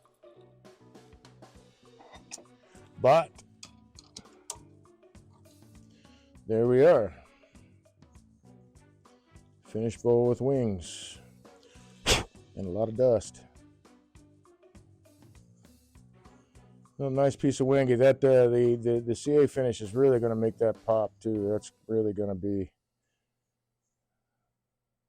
really deep, rich color. So I'll be able to show that this piece next week, actually.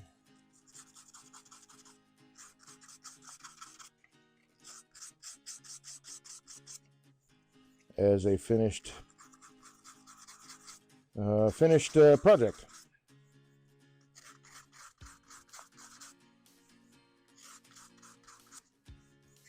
Huh. It looks like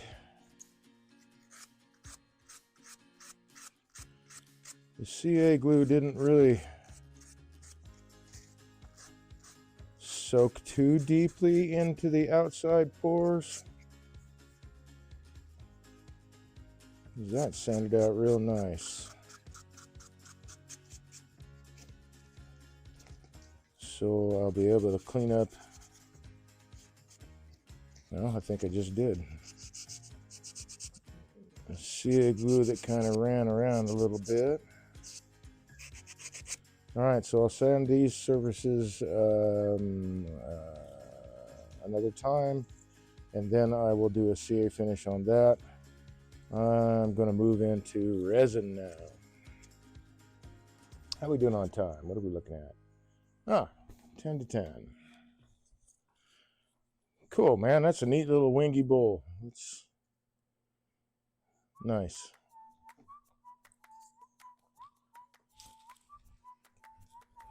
Let's move into this monstrosity.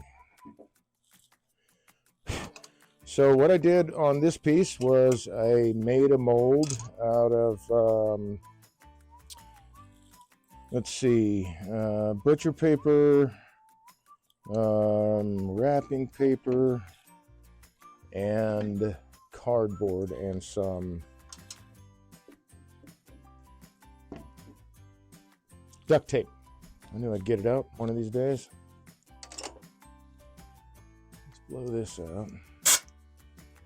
And this was like number 2 or number 3 out of, I don't know, probably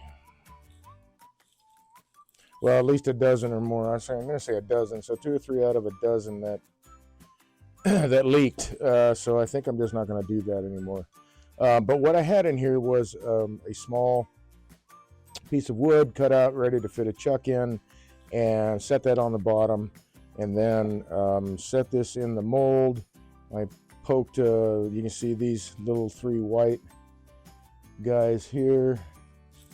Those are toothpicks that I poked through my mold to keep the wood from floating, but it still did float a little bit.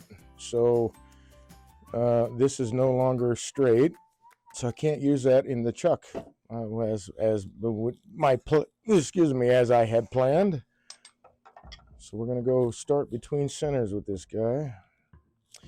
And I also drilled out a little bit. And actually, I need to extend this point out some because it is resin and I want to get good contact with the teeth, these 2 teeth on this guy, and then of course the one on the tailstock.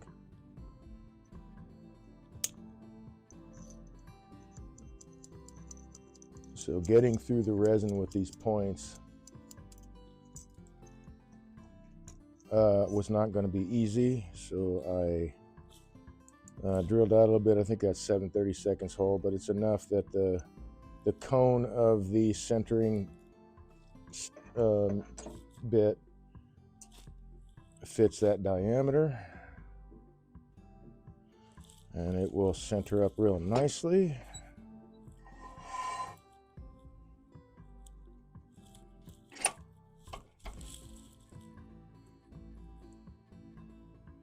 Same with this side. And I'm getting the fish whacker for this guy.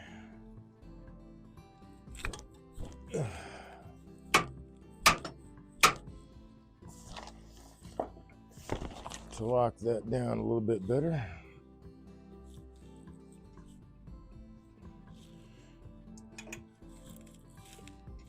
And make sure that we get this as secure as we can.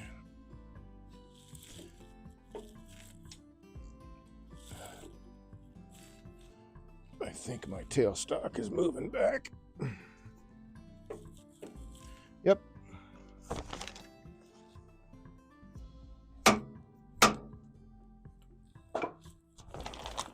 Because none of this is compressing, so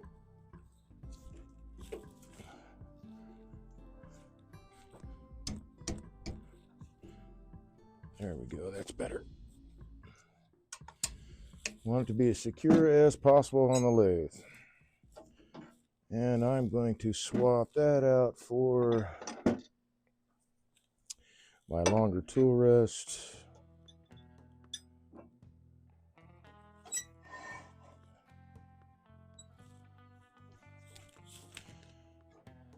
And I expect I'm going to have to swap bowl gouge steels a couple times with this stuff.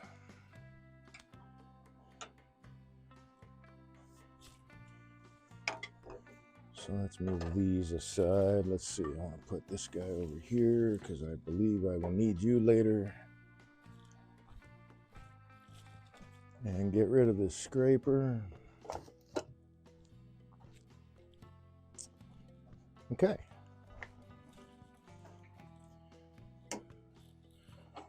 Always check if you're going to clear. Before you turn the lathe on, because it gets really exciting if you don't.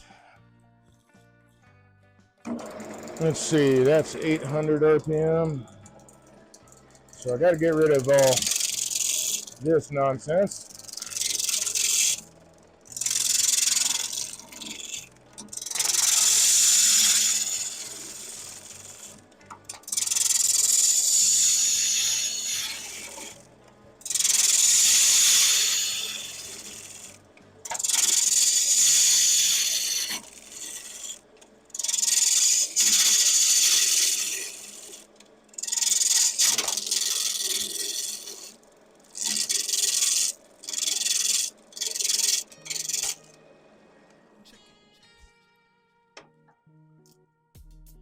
Because I could not get all that off by peeling it off.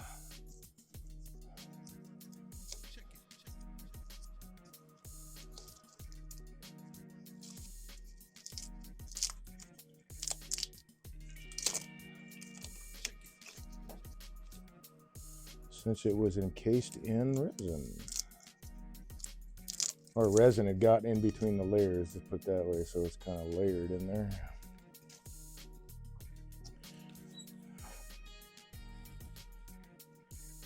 Making the mess. It's a little too high, I thought so.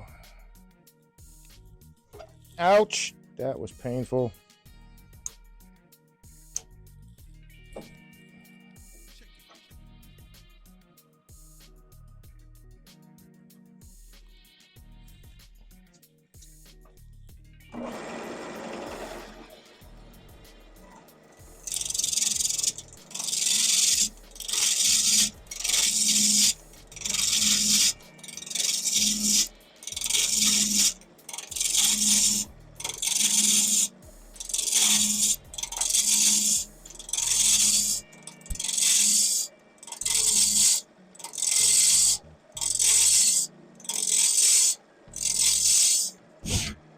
So the resin isn't really making a lot of shavings or long streamers yet, because I'm cutting a lot of air. There's a lot of peaks and valleys. There, there's some shavings. There's some shavings.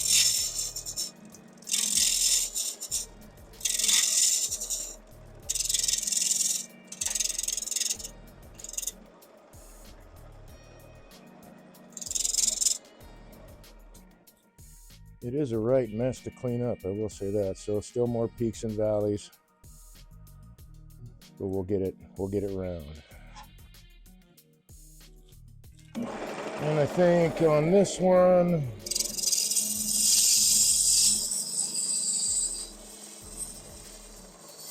there's my shaving.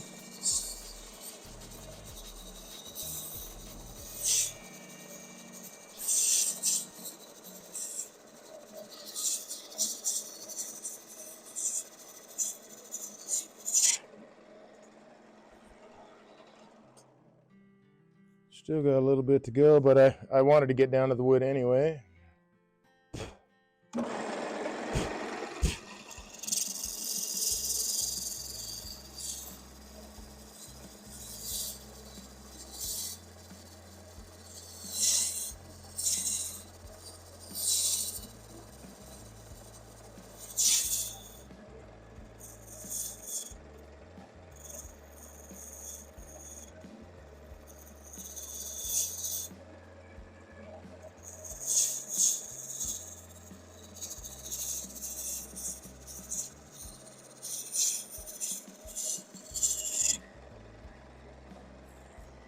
Now I'm guessing, depending on how well, there's all these streamers all over the place, how well you mixed your resin.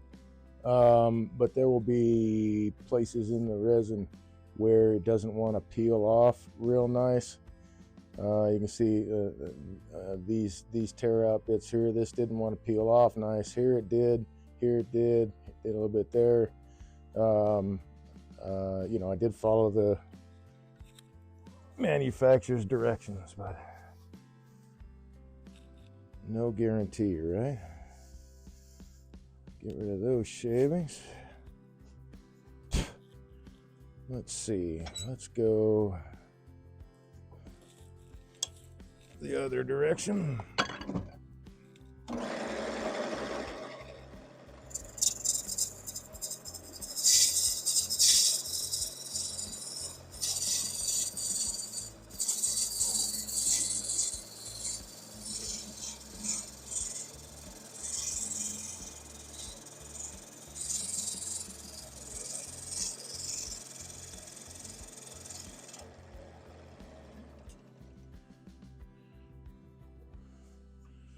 Looking a lot better. It's a really nice piece of cherry burl. I got to take a little bit more off. I want, really the wood to show more than the resin.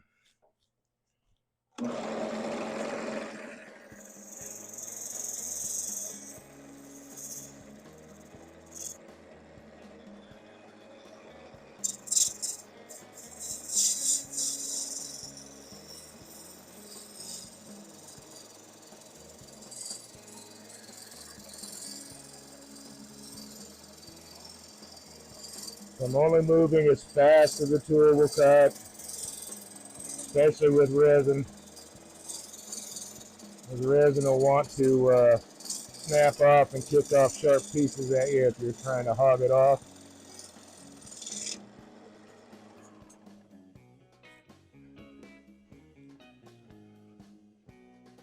I think I'm checking, you know, the wood around all the resin, the wood and the resin together to see if it looks like it's kind of bled over. You know, I got a low spot as opposed to these voids that were filled. I think I'm right at where I need to be.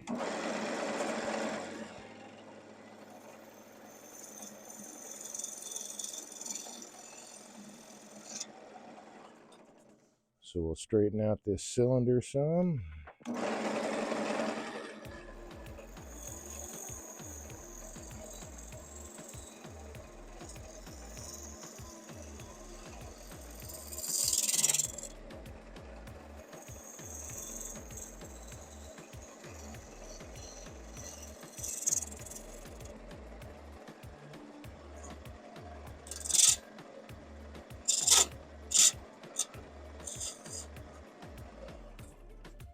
Oh my, plastic everywhere. All right.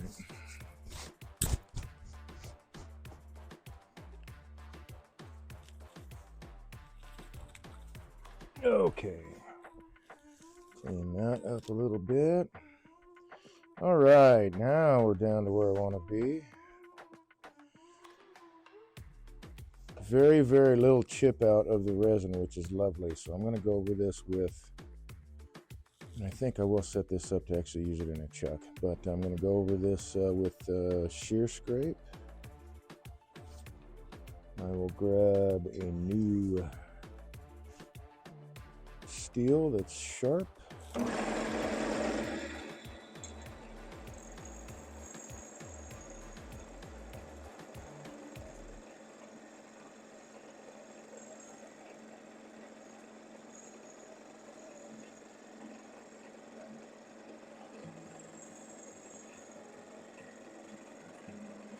So not a lot of pressure. I'm getting really, really fine shavings that a lot of people call angel hairs. That's what they look like. I just need to clean up. Like I said, there was very little chip out on the resin here. So I don't need to really try to be too aggressive with the shear scrape. I just want to clean it up. And then sanding will take care of the rest. Yeah, look, golly, man, that really brings the chatoyance out in the wood in the spots that the chatoyance is willing to come out for. Okay, so I have this lump of wood now. Let's see, I think I want to...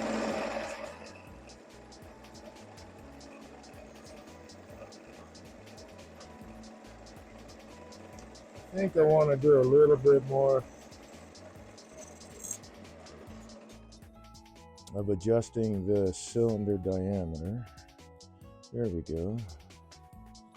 God, it's just lovely grain. It's really nice. That's a little punky, but I got resin in there. Okay, now's your time to shine. What are you gonna be? What would you like?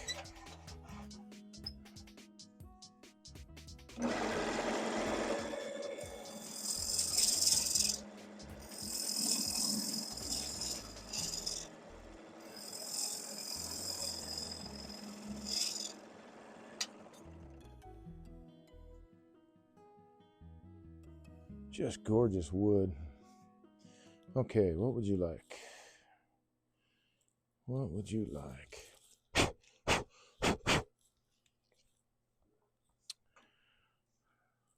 Just one box?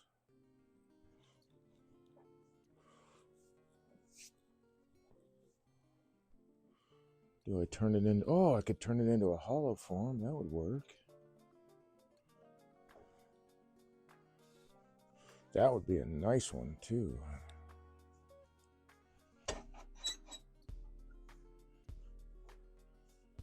Oh, I think I might be sold on that. Let's see.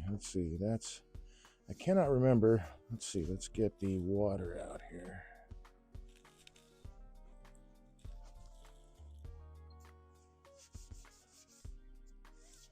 How deep these voids are. Those are all fairly deep. How about this guy? Maybe 1/4 of an inch there.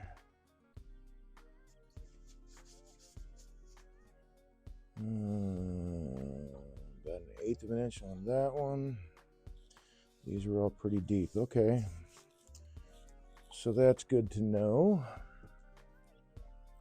So if I were to cut this in half, I'd have the 2 small boxes. If I was to turn this into a hollow form,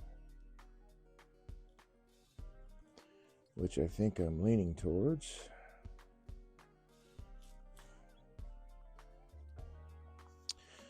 Okay, if I round this end off for the bottom, what would I lose?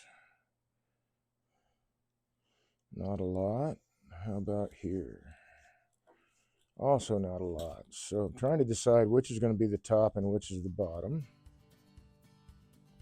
And of course the bottom is going to be wherever that is going to be curved, right, to the foot or whatever I have as a foot. I'm not carving this guy because of all the resin and all that.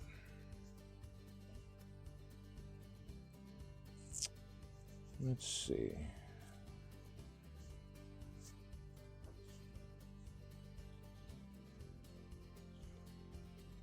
I think what I'm going to do, because I kind of remember, it's been a while since I made this resin pour, but I think that the bottom itself was not really flat and had voids in it and stuff like that. I had to drill holes through the voids to other voids so that the air could come out after I poured, because some of these were, you know, up underneath and into the wood that way, and there was no other way to get the air bubbles out and just do one single pour. So I drilled holes in there to allow that air to escape. So I think I'm going to go with this as the top, and this will be my bottom. And I think that I'm going to turn this into, I don't think a closed hollow form, but I don't know. Let's make a shape first. How am I doing on tool? That's all right.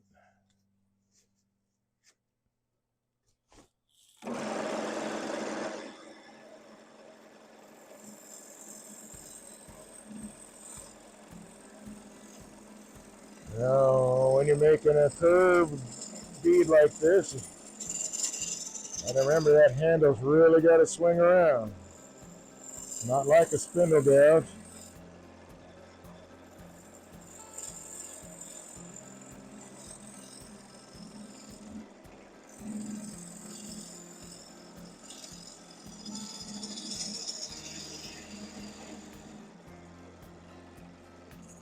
Okay, how's that looking?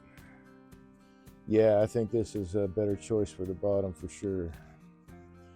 Okay. Now,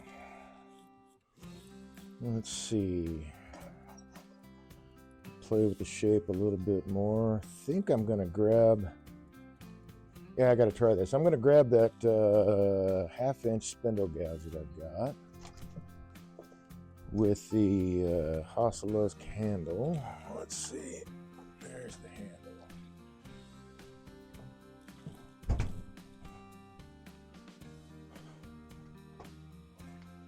Hassellusk handle. And the steel is right there.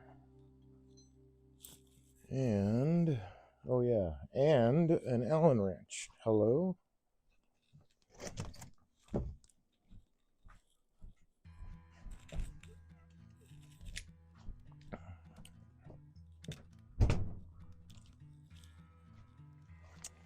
Okay. Can check chat out real quick. First time chat. Inescapable palette. Want to see her naked. Raging Striker Gaming. Hey, Dad. Hey, dude. How's it going, man? How you is? Well, I want to see her naked. Okay, that's obviously... I need to adjust my moderator settings. Clearly.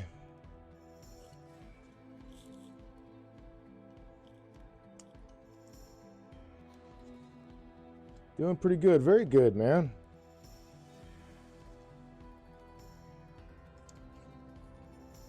How's Hallie? Hallie Monster. I'm sure she's... Well, I hope she's doing all right. Okay, let's see what this guy... Oh, my. Oh, I know what I was doing with this. I got to resharpen this guy. I did not have a... I was at Twisted Fish Gallery just this last Saturday, doing all-day turning demonstrations, and I needed to brush up the edge on this, and I didn't have a grinder, so I used my diamond card very carefully, but I definitely need to run this into the grinder and clean that up. Forgot all about that.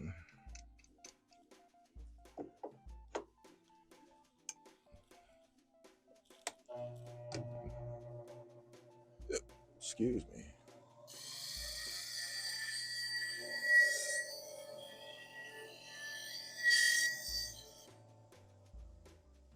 Oh man, nice.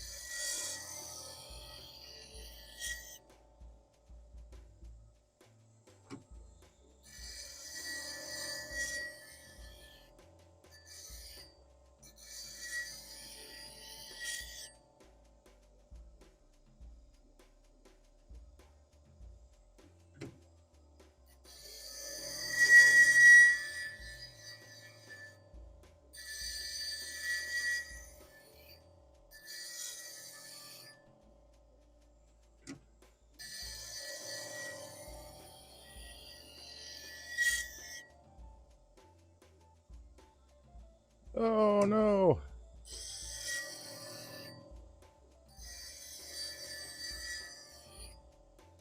There we go.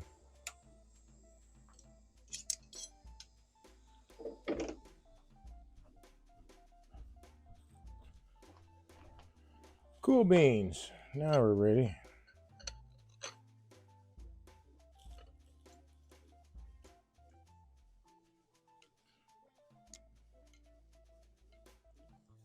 Holly's doing well, sleeping on her bed behind me at the moment. Very cool, man. Very cool. Yeah, this needs to come up now. So I normally set, when I'm working with a spin, well, I guess it depends on the diameter of the wood too. Right now I want to set this just a little bit, like about half a centimeter above actual center, because my end cut is not going to be at center.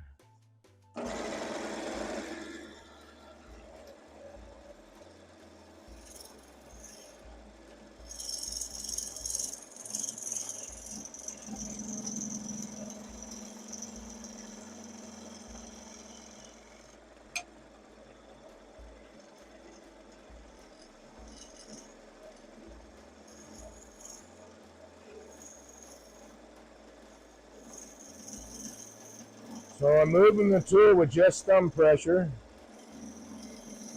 and then lifting the handle with the other hand straight up my body, and that gives me the curve. Something definitely needs to be practiced, but it's definitely doable. You can do this.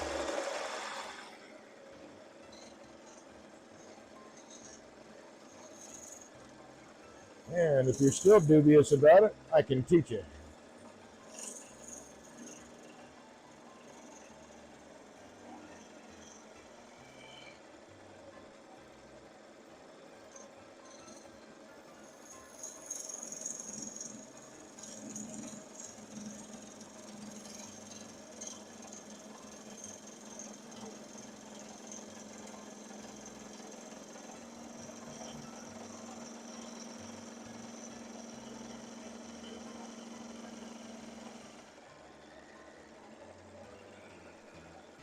All right, now I'm going to be using the bigger chuck. So I'm going to give myself a hold right in here. And I'm going to move my tool rest so I can address the tool to the cut properly. There we go.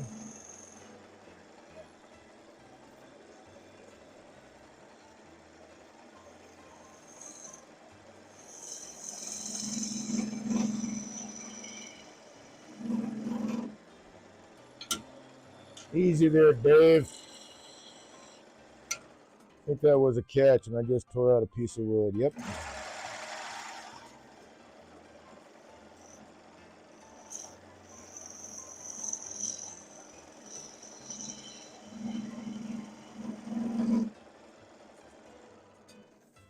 All right, that took care of that. I think that's still a pretty good hold, but make it a little bit bigger.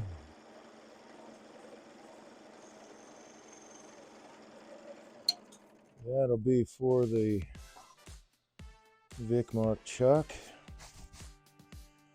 And if I play with the roundness of this, actually if I leave it alone, well, I'm going to take, what I want to do is I'm going to take this shoulder that's here and move it back just a little bit. And I'm not going to touch this.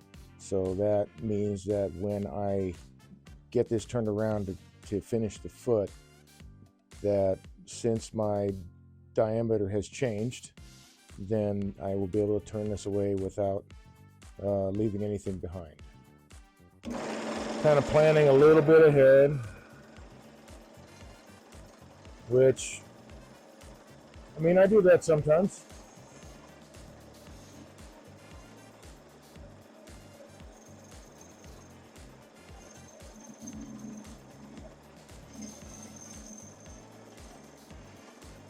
Just like that.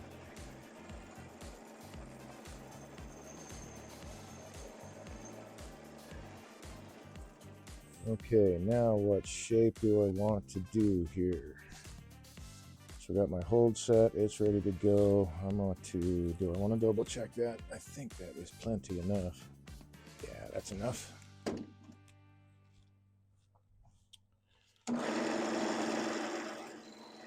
Give it a little bit more of a V groove there, so the dovetail jaws can fit right in there. Okay. So I've got that bottom. How do I want to do this? Do I want to make it straight? Do I want to flare it out?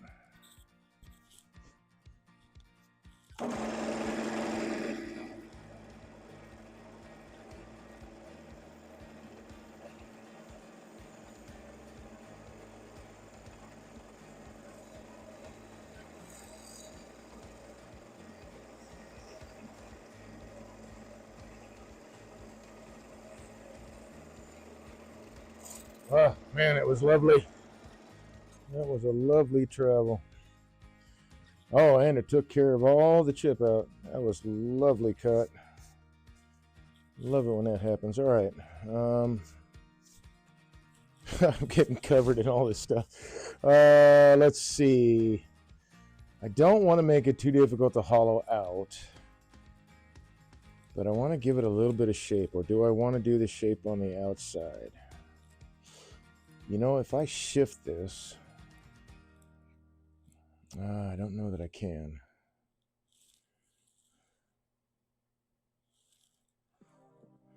Okay, thinkity think.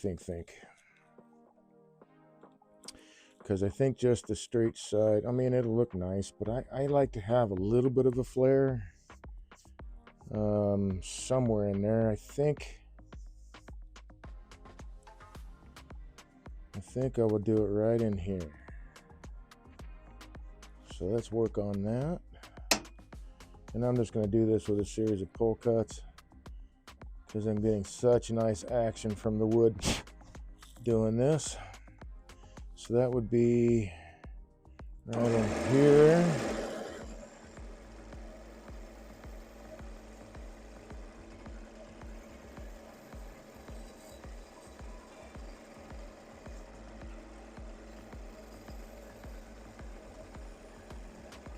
You see, I work closer and then I keep working back to blend all this in together rather than taking one huge cut. Because I'm working with resin, I don't want it to chip out or break out. It gets to be a pain in the butt when that happens.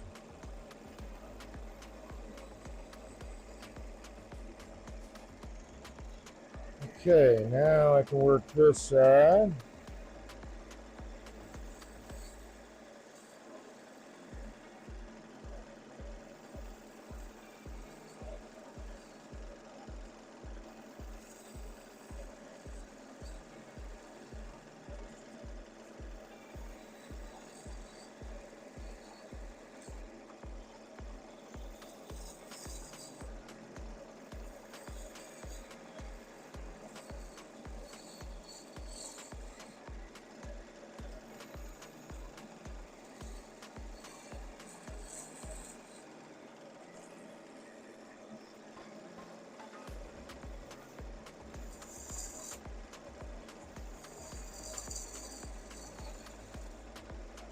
Make it just a little more pronounced.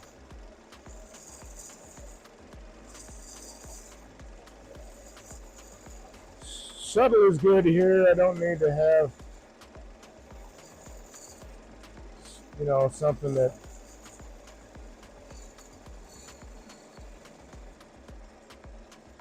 is over exaggerated.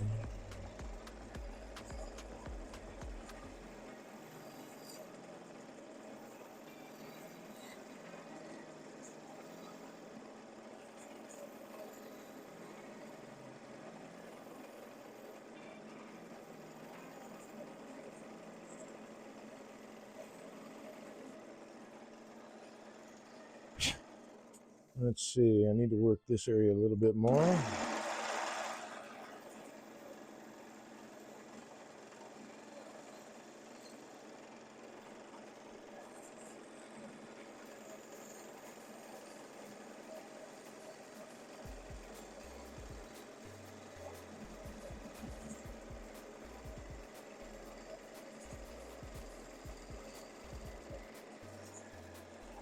That's a much smoother curve. I'm liking that. Very, very subtle. So look at that. I might take it down just a little bit more, but let me shine the light behind this. You can see what I'm talking about. Just a little bit of a gap there. I don't need it to be super obvious, just a little bit. So got a little bit of a hump right here.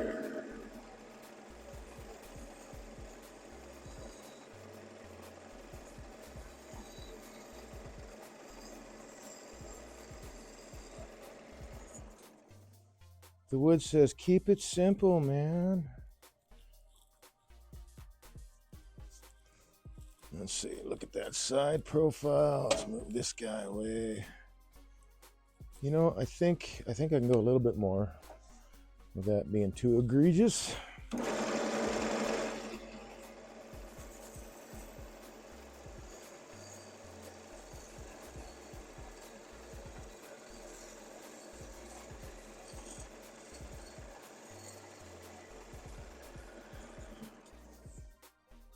Yeah, now it's really taken. I like subtle. I do. I think that subtle and elegant is always better, but that's my aesthetic. I really appreciate getting the opportunity to work with other turners, see what they're turning, and see their objects, man. I mean, everybody's got a different viewpoint on it, right?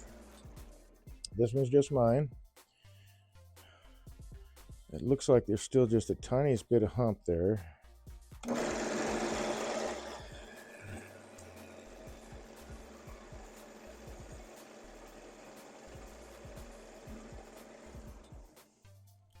Want to get rid of that now. Sanding is going to be interesting, but I want to get rid of like the big humps and all that stuff like now, because in this case, I think the wood is a little bit softer than the resin, although it's really close. This is some really hard burl wood. But the sand, the sanding action is going to be different on both surfaces. So I want to get rid of on the resin the big bumps and stuff like that to help mitigate the pad jumping around and digging into the wood more and all that kind of stuff. So I'm going to play with this shape a little bit more.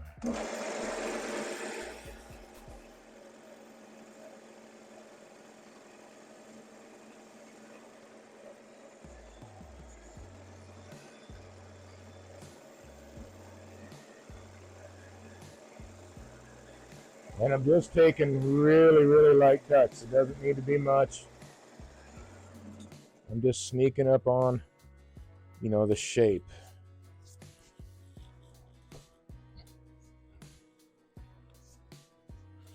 So I need an unbroken line. There we go. Okay, so I got just a little bit more to do here, and then I think my curve, this would be an OG. That this section of my OG will be very clean.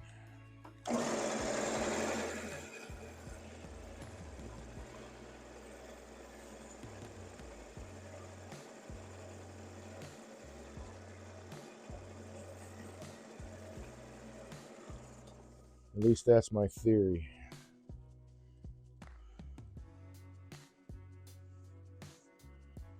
Okay, a little bit more in there.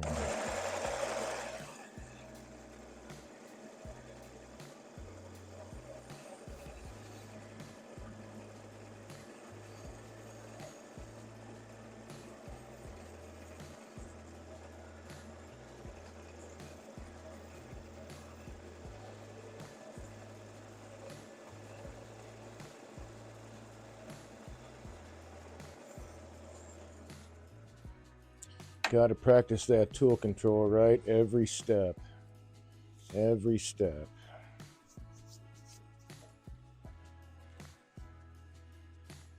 I could probably sand that, but I'm gonna turn it.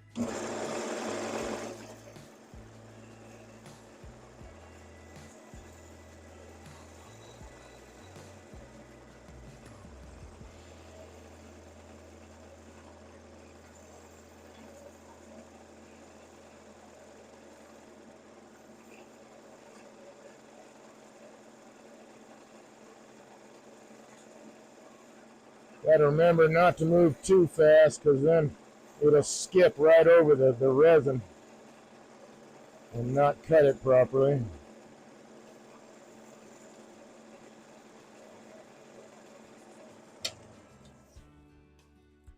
Oh, there we go. That's what I'm after. All right, that'll work. Very cool. All right, so at this point, let's see. I want to, well, I can have that in the center. I can work this side over there when I have my tailstock up and this guy in the chuck. So we'll do that. From that side, I think I'll go ahead and sand this guy. And I believe, how are we doing on time? 10:30. Hopefully this won't take too long, because need the air. Because taken my time, sharp tools, all that stuff. So before I turn this around all the way and then hollow it, I want to finish the outside, with the exception of that right there.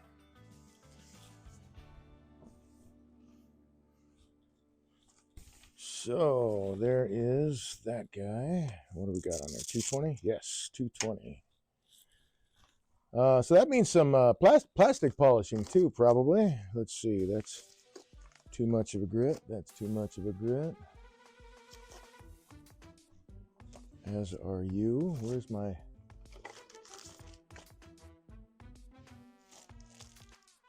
There's my 320.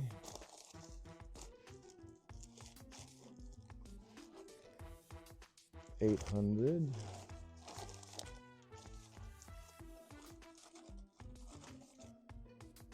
Not 220, Dave. We need 400 and 600 now. 600, 400. There we go.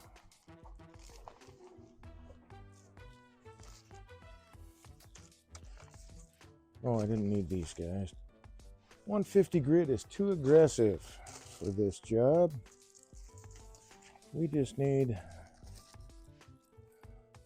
4, 6, 8, 320. I just put down the 220.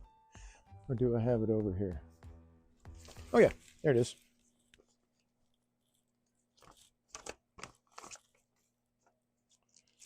So we will start off with this guy. I'm going to mask up for this thing. Wait, I had a 220 on there already. Is it needs to be adjusted a little bit? So start with that piece of 220. Let's get the sand. And boy, man, that's some pretty burl wood there. Okay, mask. And I'm not going to use air power on this one. I think just using it as a friction sander will be enough. Especially with the surface that I left myself. Raging Striker says, and now she's asking for scritches.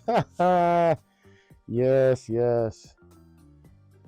My neighbor across the street has a pit bull. I'm not sure. I don't think it's a mix. Not entirely sure. Could be, but anyway, rescue, and just sweet dog. The last one she had did not like men. Very skittish around men for some reason.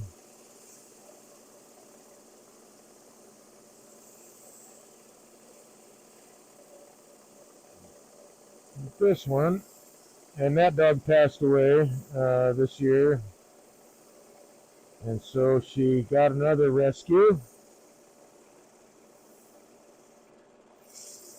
and this particular rescue wants to go for rides in my truck, man.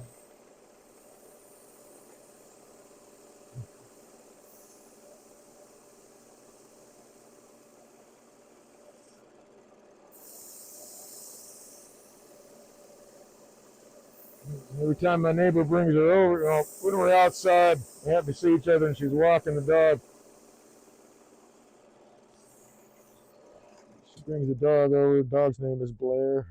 Blair's always wanting to get into my truck if I'm next to the truck. I don't know if the previous owner that she recognized had a red truck or whatever. I don't know, or she just digs me. In any case, cool dog.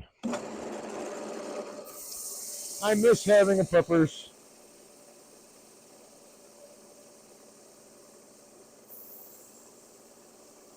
I got to spend a little time Sunday over at a friend of mine's house with him and his wife and their dog, their cat, and their guest dog. That was nice to be able to rub up on some dog flesh, man. I really do miss having a dog. Okay, I like that. That's a nice subtle curve with a little bit of a flare. I'm digging this. Okay, a little bit more to go. Down here, it's easy to see with the resin like where you're missing, and I got just a little bit right there.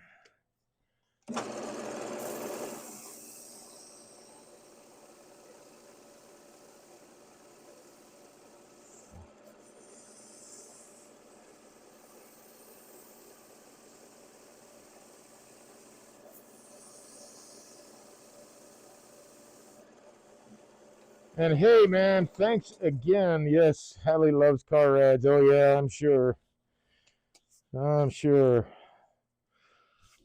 want to thank you again for these microphones, man. They're working out really well, I think. I've got a mask on. I don't know what you guys are hearing exactly, but I'll find out when I watch this video later.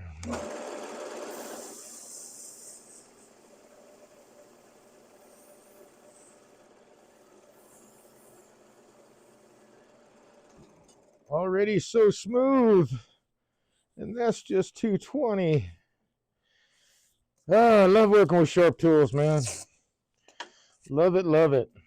Gotta practice. That really is the secret sauce, man.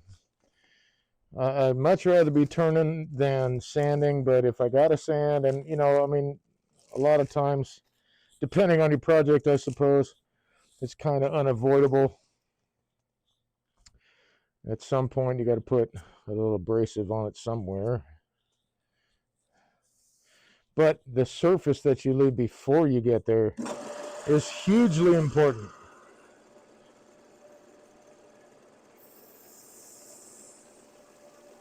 So moving on to 320.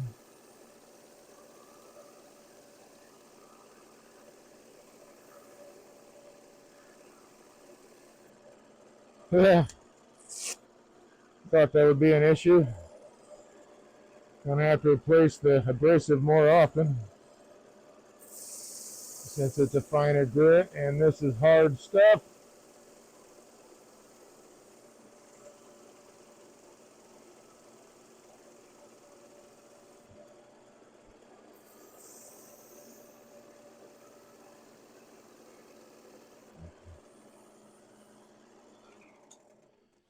All right. What is this guy? 320. So let's take a look at this dude. I got so much dust on my hands that every time I try to swipe away, it just leaves a trail.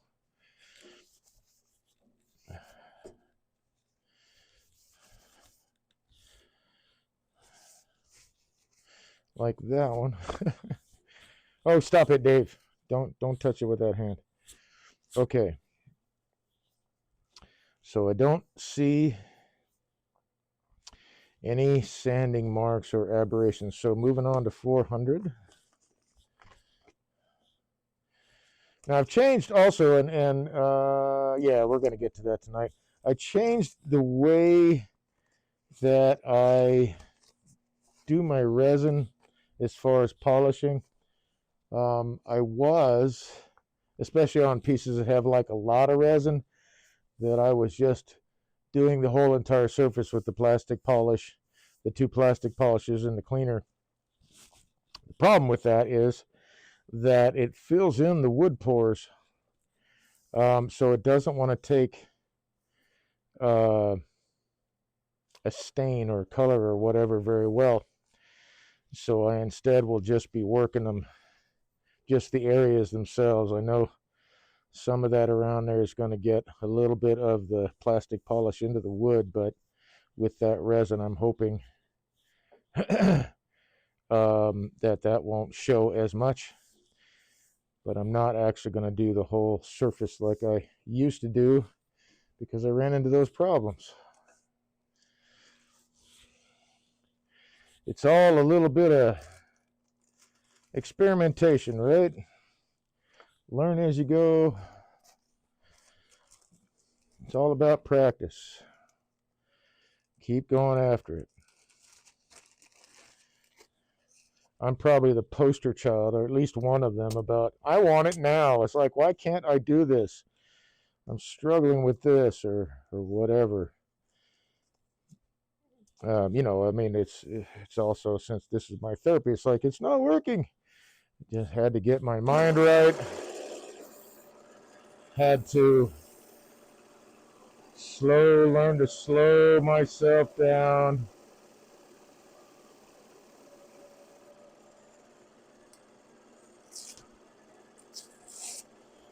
And everything seems to come together. So give yourself a break. If you're struggling with it, take a break from the lathe. But don't beat yourself up, man. There's so many pieces of this puzzle to this whole process. And so many ways to do it.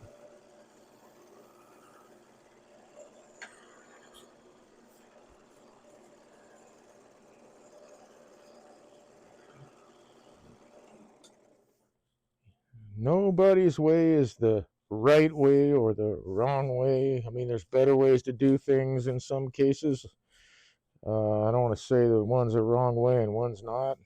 Ah, beetle tracks. All right, that's cool. Did not know those are present.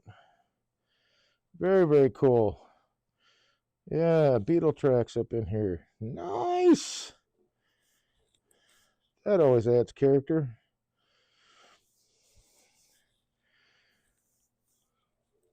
So allow yourself to make mistakes. Allow yourself to grow and explore and all that stuff. Don't be too hard on yourself. This is not. I'm not going to say it's an easy thing to do because it's not. Or maybe it's fairly easy to do, but it's not easy to do well. How's that? It's a lot easier to screw things up. Let's see. Let's double check my 400 grit surface here. That's looking pretty good. Oop, nope, I'm going to hit it a little bit more there. So we're going to run the 400 one more time.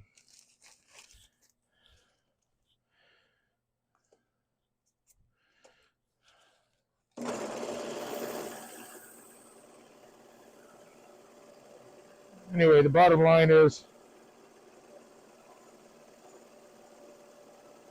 the more you practice, the better you'll get at it.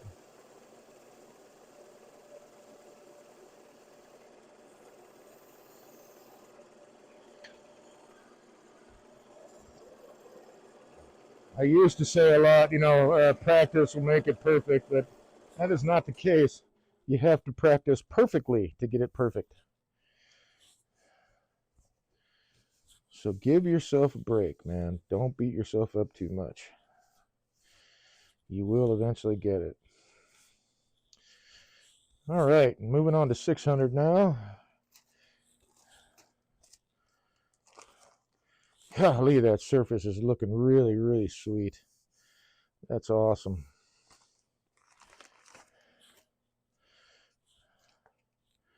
Whoops, let's get rid of that used up abrasive since it's blocking my Velcro.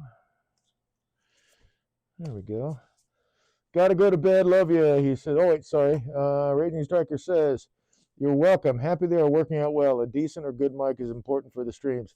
Yeah, it is. It is. I really appreciate it, man. It was a much better choice than the last choice I made. But you've got a lot more experience streaming and all that groovy stuff. So thank you. And then you say, gotta go for bed. Love you. Yeah. Love you too, buddy. Glad you stopped in, man. I have to talk on the phone soon.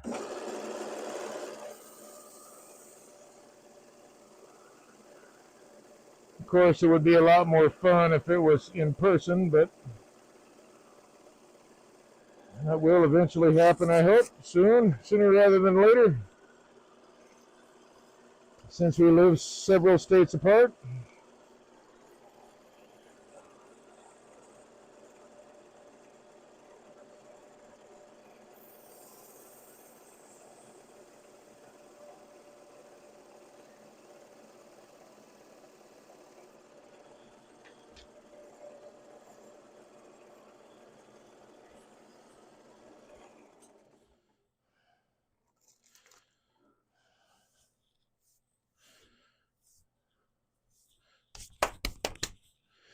Good golly.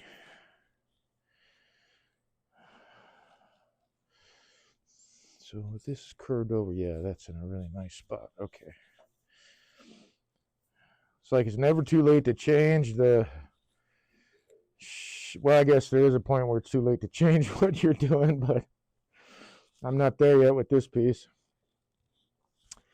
I'm just trying to follow along with what this beauty's telling me. Okay, that's 600. I think we're good there. I'm going to go to 800.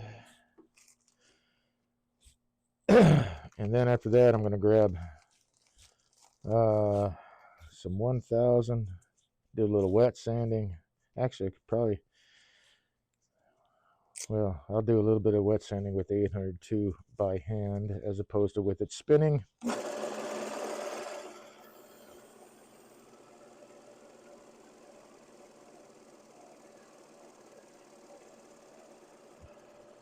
Whew.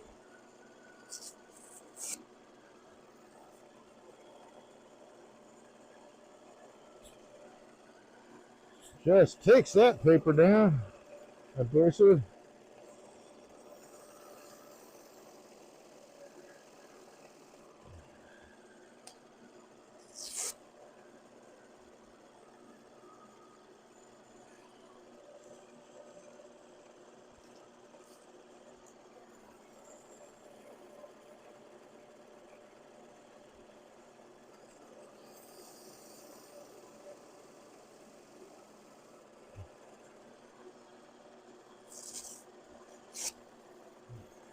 Hopefully one more will do it.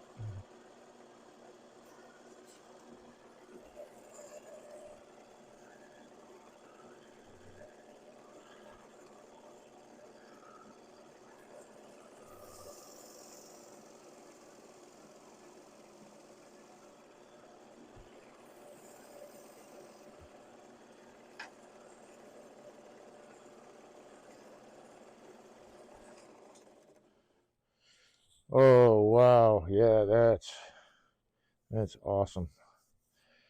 All right, so I'm going to do a little bit of wet sanding with 800 on my resin here, which means I don't need this mask anymore. But I do need the case that it fits in. What did I do with that? Oh, Dave. Oh, here it is. I set it right next to me where it doesn't actually live. It lives over here. There it goes. So I got water, I got paper towels, I've got the 800. I need my 1000, so that'll be over here in that box. Unless I ran out and I need to cut some up, but I've got some in the shop here, so that shouldn't be an issue.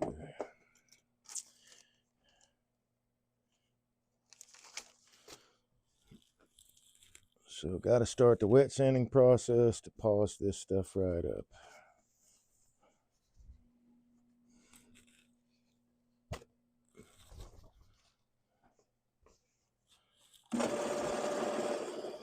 How are we doing on time? Got about 15 minutes, so you will at least get to see the work on the outside for this. I don't need that. Excuse me. Golly, man. Almost gastric distress. So with this stuff, if you've never worked with plastics or resins before, you want to keep your slurry wet. You don't want it to get dry because as you're sanding, you can see this cloudy stuff. I'm picking up minute particles of this resin.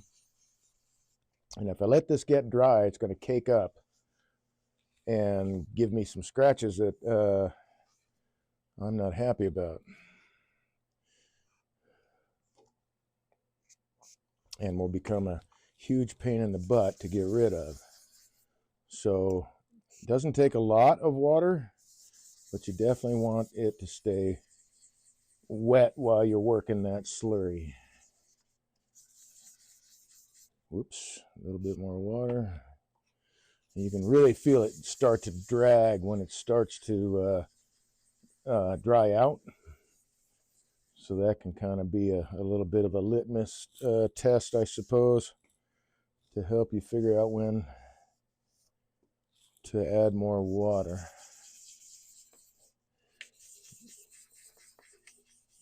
But again, it doesn't take a lot.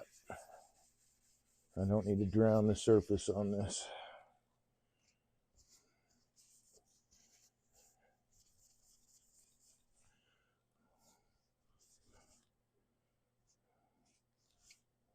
Nope, I'm gonna get that guy again. I was looking at it and I'm like, oh, that's a terrible sanding job. And then I remembered there's swirls of mica coloring in here. And it's getting transparent enough to see those swirls, and I thought it was sanding marks. Okay, so now, whoops, wait, no, where are you going?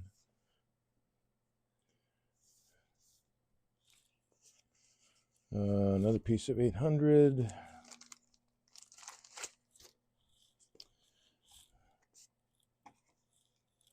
It's just very little water there.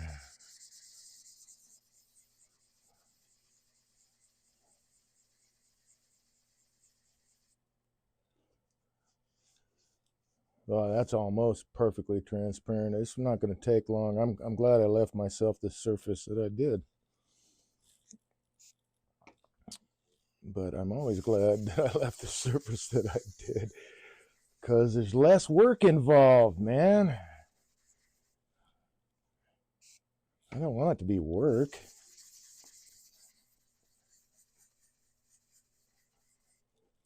Okay, getting a little dry.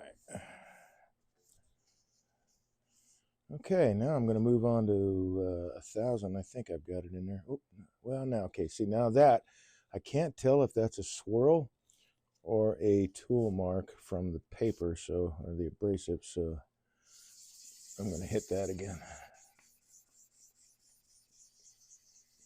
I'm not applying a lot of pressure. It doesn't take a lot of pressure. We're just polishing up the surface grit by grit. Okay, it is a swirl. All right, so I will remember that next time, hopefully. Although that bit right there is not looking as clean as I would like. There we go. Yeah, there we go. Okay, get rid of the 800 now. What do we got here for 1,000 or so? Let's see, I've got, what is this? 600, I don't need 600. What is this guy? That's 2,000, that's too much. All right, so I'm gonna dig around in the toolbox really quick in my sandpaper cabinet, and we will get, at least in theory, let's see, I'll go this way. And this plastic just got everywhere.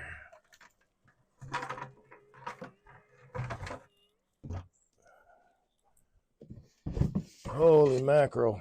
All right. Bear with me, folks. Sorry, I didn't have this bit prepared for the broadcast. All right, let's see. Here we go. So I like to keep my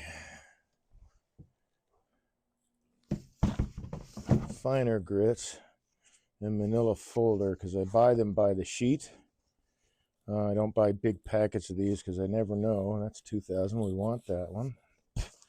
Exact. There's 1,000 and 15. Yes, awesome. I had set myself up in the past to have pieces already cut. Thanks, Dave. Thank you. All right, so we're going to start off with 1,000, which is this guy.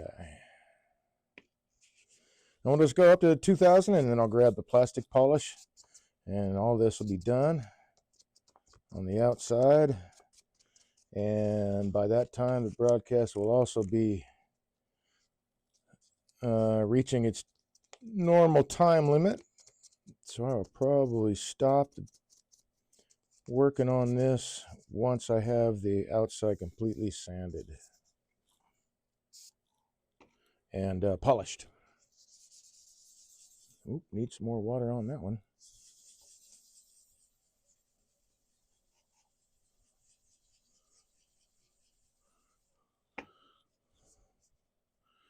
I don't want to, like I say, I don't want to flood it. I just want to keep it wet.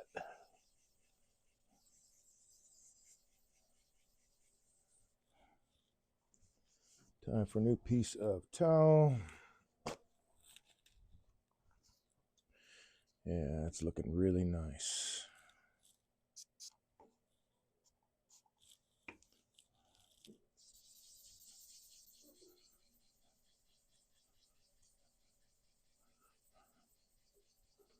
A little more water.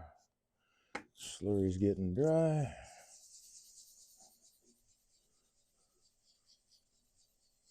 So it really does pay off taking your time with this stuff. It really, really does. And if you need to be in a space that is safe and allows you to process and all that stuff, wood turning is a damn good space for that.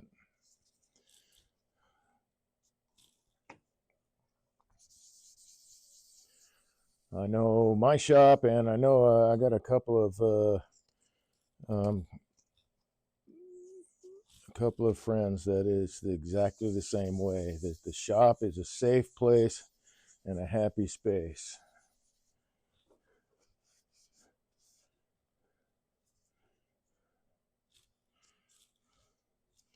I like to surround myself with those kind of people because that's how I want to live my life. I think there's enough room for stress and trauma from other sources. Nobody needs it from me.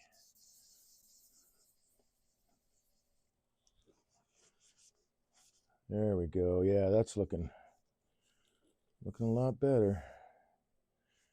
Okay, I got a little, well, that might be a swirl. All right, a little bit of abrasive will tell me.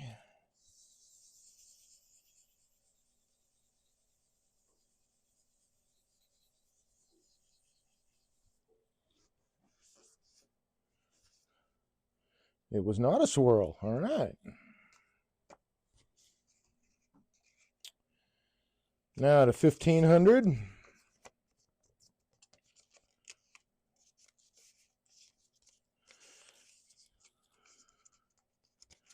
And besides, man, letting this sit overnight will allow the wood to dry out. Not all around the resin really needs to dry out before I hollow it.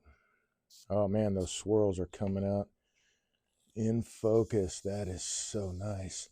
I went with, I don't usually like to use like, really dark colors, to colorize the whole thing. Like I say, I like subtle. So I used mica as a colorant in this particular bag. Actually, that's all I ever use is mica. I rarely use anything else because it's so easy to add, and some resins react poorly to liquid colorants. So mica, in my opinion, is the way to go. There's no such restriction with mica, but I just put just enough to get the hint of color and the swirl in there that I want, and then you can still see through. It's still fairly transparent. I want my aesthetic is I want the wood to show the story. I know that the shape and the form is very important. I'm not getting around that, but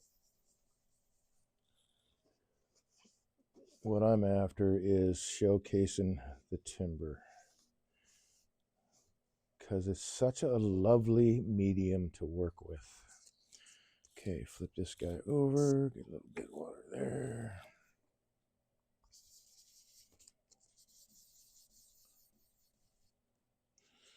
A little dry. Whoops, nope, don't go that way.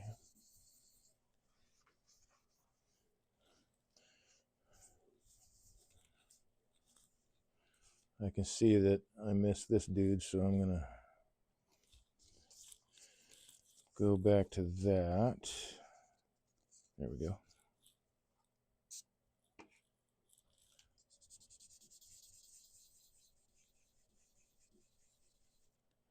A little more water.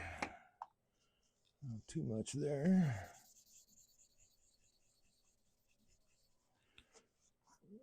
So I know there's all kinds of squirt bottles and stuff like that out there. I got this plant mister from the local garden shop, and it really does put out a fine mist of water, and it's as constant pressure as you pull the trigger, so never have to worry about it not coming out. The trigger pressurizes the bottle, which forces the liquid out. So I don't, and it's at a constant pressure, so it's really, really nice to use. You can really adjust the pressure by finger pressure to get, I mean, pretty accurate sprays, I guess, if that's if that's the term.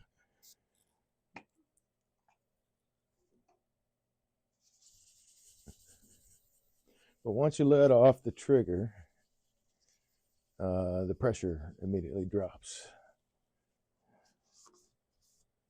Oh gosh, yeah, that's so clear. All right.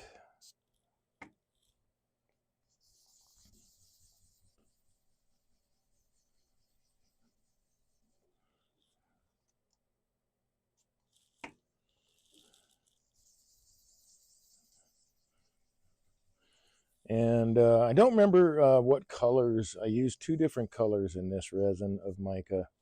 One was a ruby red, and the other one was a little bit of a, I think it was a purple. But the purple is what is giving me the swirls, and I use just, like I say, a minute amount, just enough to give it the color, but not enough to make the resin opaque.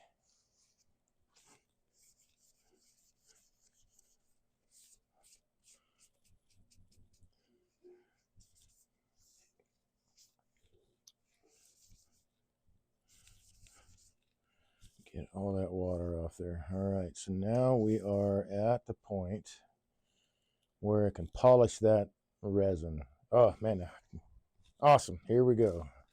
I need to go get my plastic polish over here to the left. Set this stuff aside to dry because some of this abrasive is still good.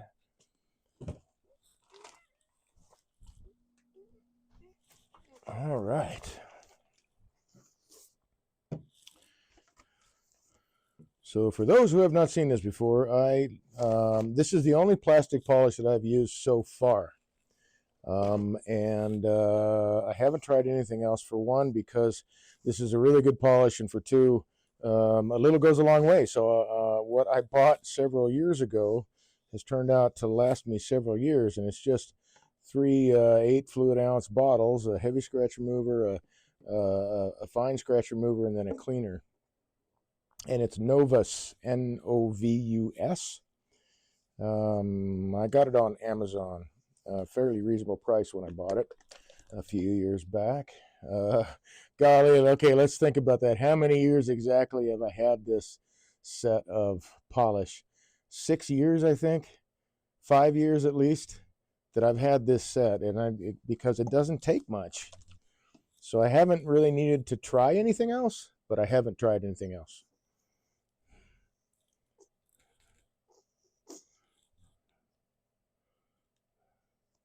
So perhaps you might have a resin polish of choice that you are enamored with. I do like this one. Like I said, my experience is limited because this is the only polish I've ever used, but it works well.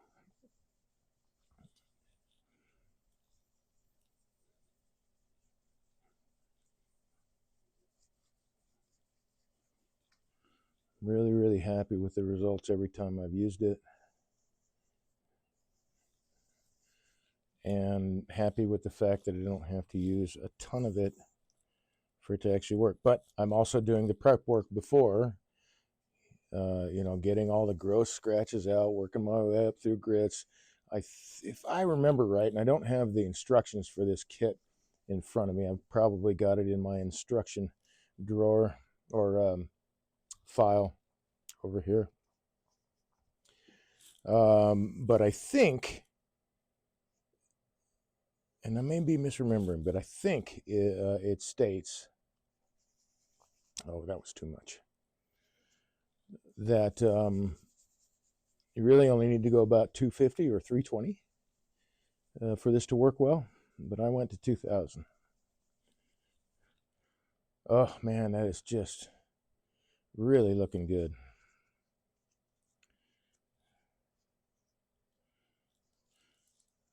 And this is actually, I think this is the only time that I actually ever go that high in a grit, is when I'm working resin. I just don't sand that high of a grit on my timber.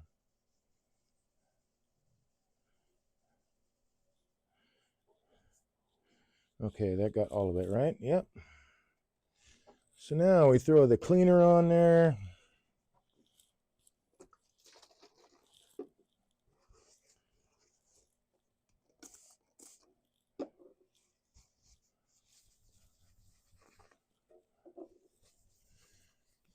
That stuff off.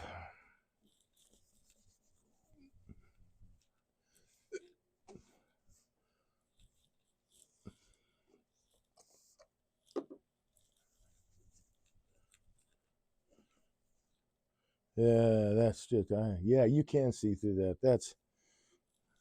I know I could. I just wasn't sure if you could see that on camera, and you can. So that was the what, heavy scratch remover. Clean all that off. Did I miss anything? I don't think I missed that guy. I got that one. I definitely got these. I don't think I got that guy. So now it's on to the fine scratch remover. Got a plug in there. All right.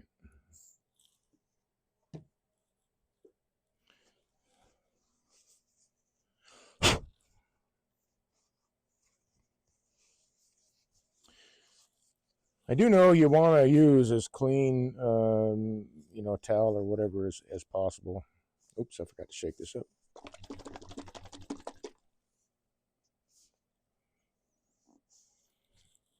Because you don't want to add any grit that doesn't belong.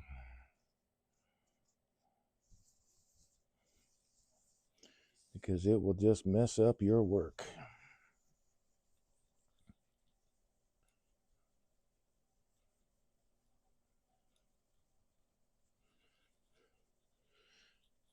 Now I have done this with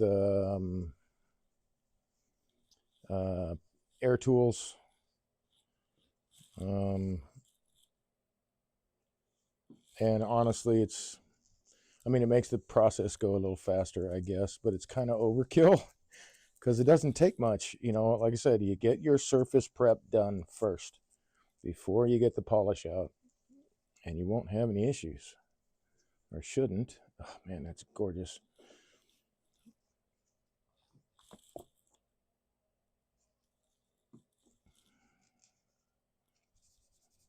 That was too much. We'll put some over there.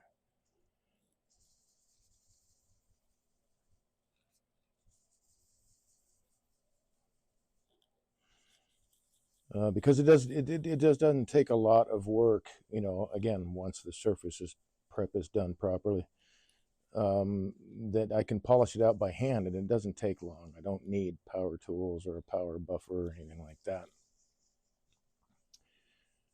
which is nice because that's something I do not have to spend money on.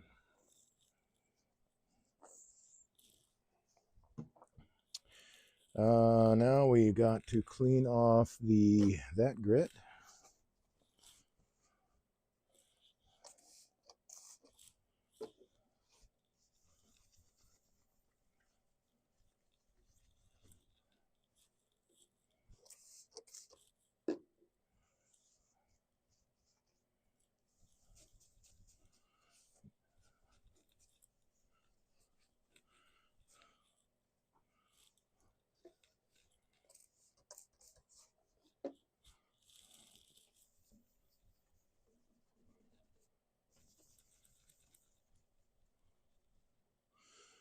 Oh yeah, that's beautiful.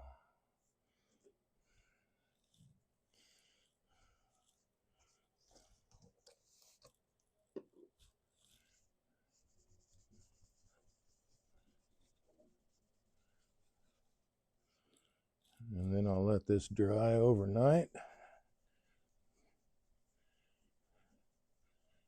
And who knows? Maybe I'll work on it tomorrow. Tomorrow evening's broadcast. Let's see. I want to clean that out. So let's see. Where did I go? Where did you go?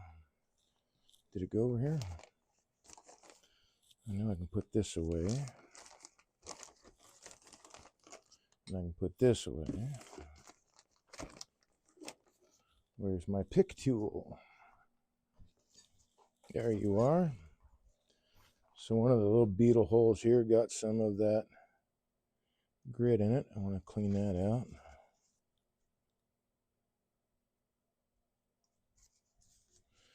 And it's fairly easy to do once this stuff dries, because it does dry. There we go. So I'm going to leave the beetle dust. Yeah, that definitely needs to dry out. I'm going to leave the beetle dust in all the beetle holes. Whoop. And I'll remove that, probably remove it, most likely, after it's hollowed out.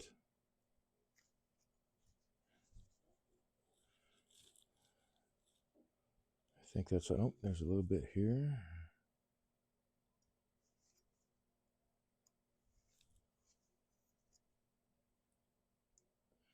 Another thing that works good with this is a toothbrush, which I don't have real handy right now, or an acid brush works really well to get this stuff out of here.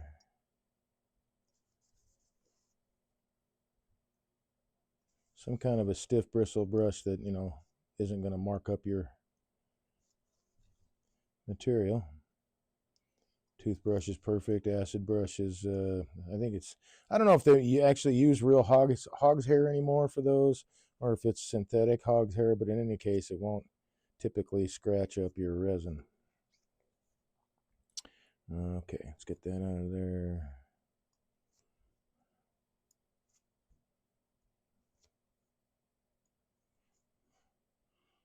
Wow, this is nice, man. It's not too much of a chore to get this stuff out of here. I've had pieces, but that was, you know, pieces that were all bubbled up too, and the resin or the grit got into the bubbles before I sealed it. I wanted to deposit it, but I guess at the time I wasn't aware, but at the time I could have just resealed the outside with another bit of resin,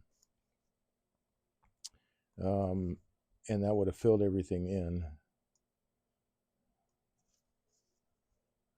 But you know, live and learn. You gotta go through all the steps.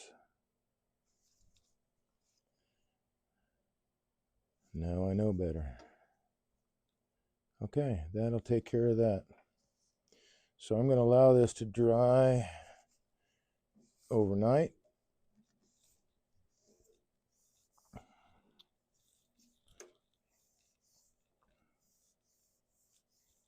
So very smooth. Ah, man, that's just a pretty piece of wood there. All right, enough about that. We are at the end of the broadcast, so I am going to move this aside.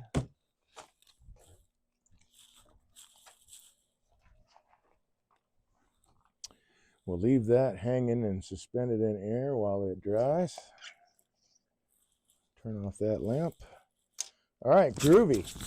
Wiley Smiley Cotty says, wow. Oh, hey, hey, I'm glad you made it. Let's see what happens if I do this light.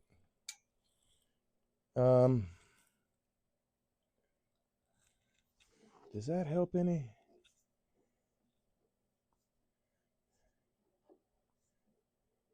Yeah, I think it does.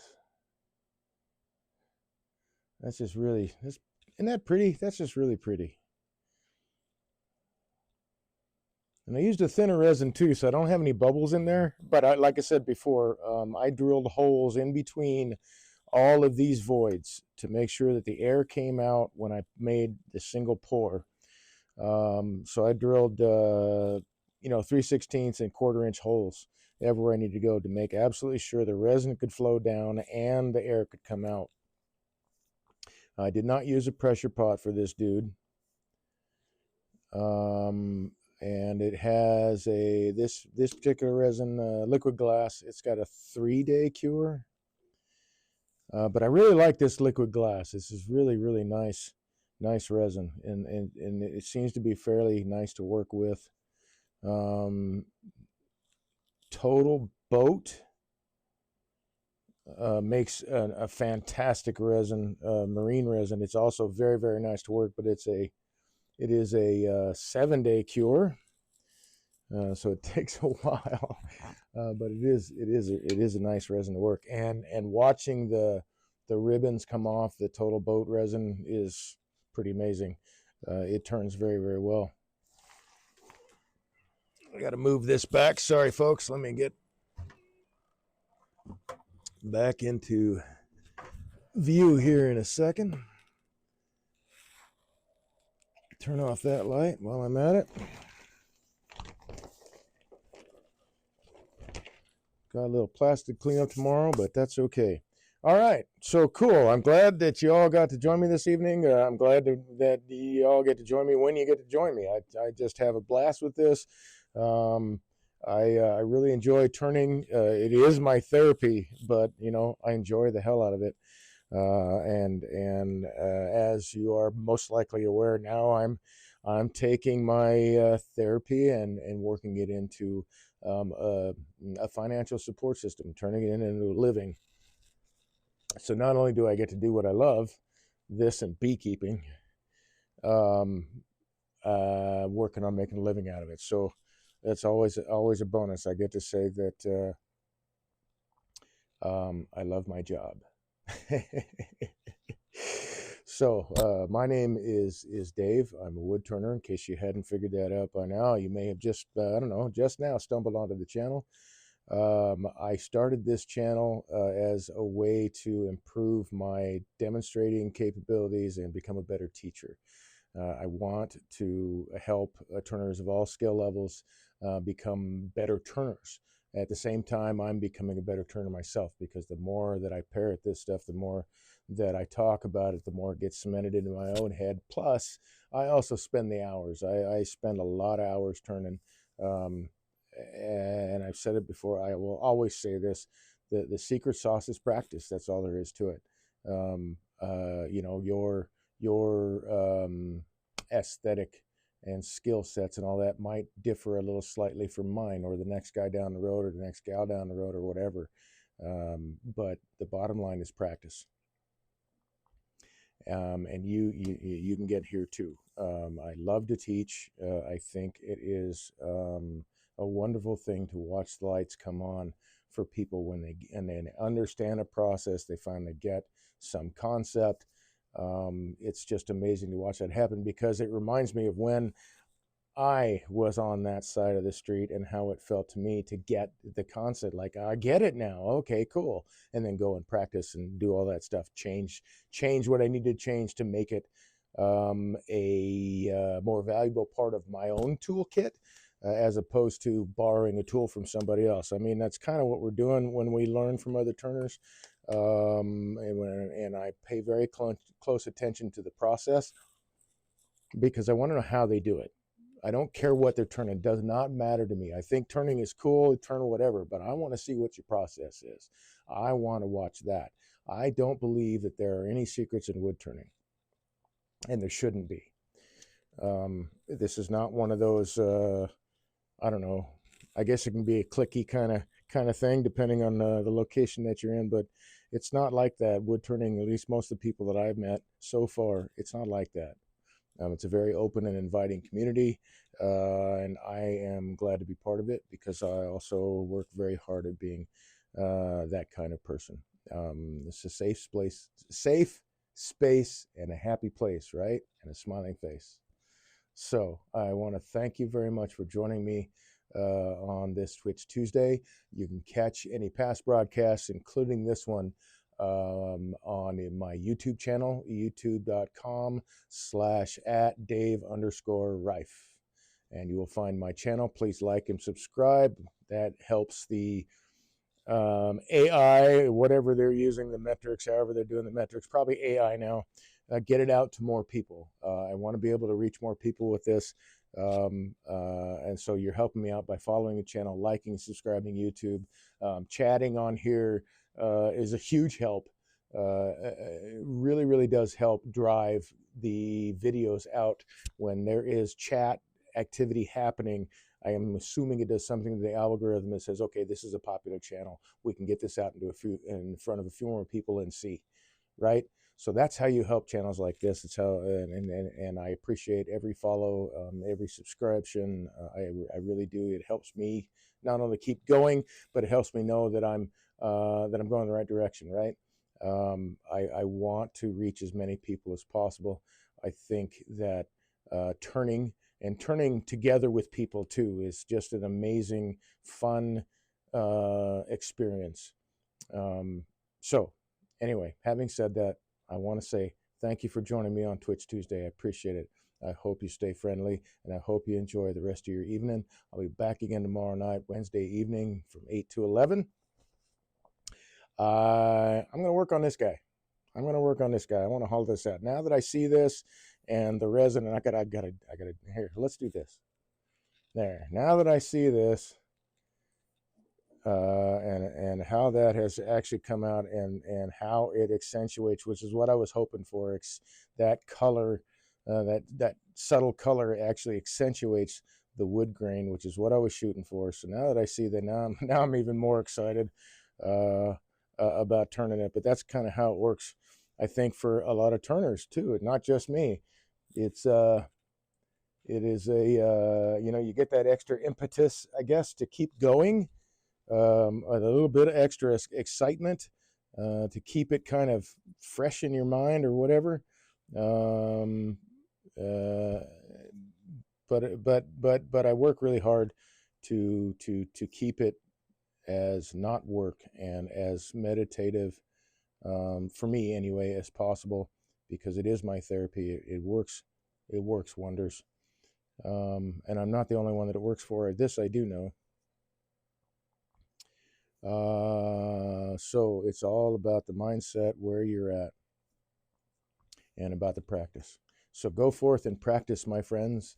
It will only improve your turning. I'm happy to teach skills and give classes to people who would like to take them. I do have some students now. I do have some students coming up soon, so that'll be a blast. I typically do one-on-one or two-on-one, mostly because that is how many lathes I have. If I had more, I would probably have larger classes, but right now it's mostly one-on-one and 201. And then demonstrations. So if you are a part of a local wood turning club, you're looking for demonstrators, hey, think about me, man. Give me a shout. Be happy to come to your club and do a demonstration for your club. I think it would be a blast. And then I'd get to meet you all. That would be cool. All right, so I'm going to call it now. Yeah, chat. Yeah, TC Smoke says chat. Yeah. It's all who I am, I guess. I don't know. Anyway, have a good night, everyone. I'll hopefully see you tomorrow night. If not, maybe next week, Tuesday, Wednesday, I'll be here. Hope you're here too. Take care, folks. Thanks for watching.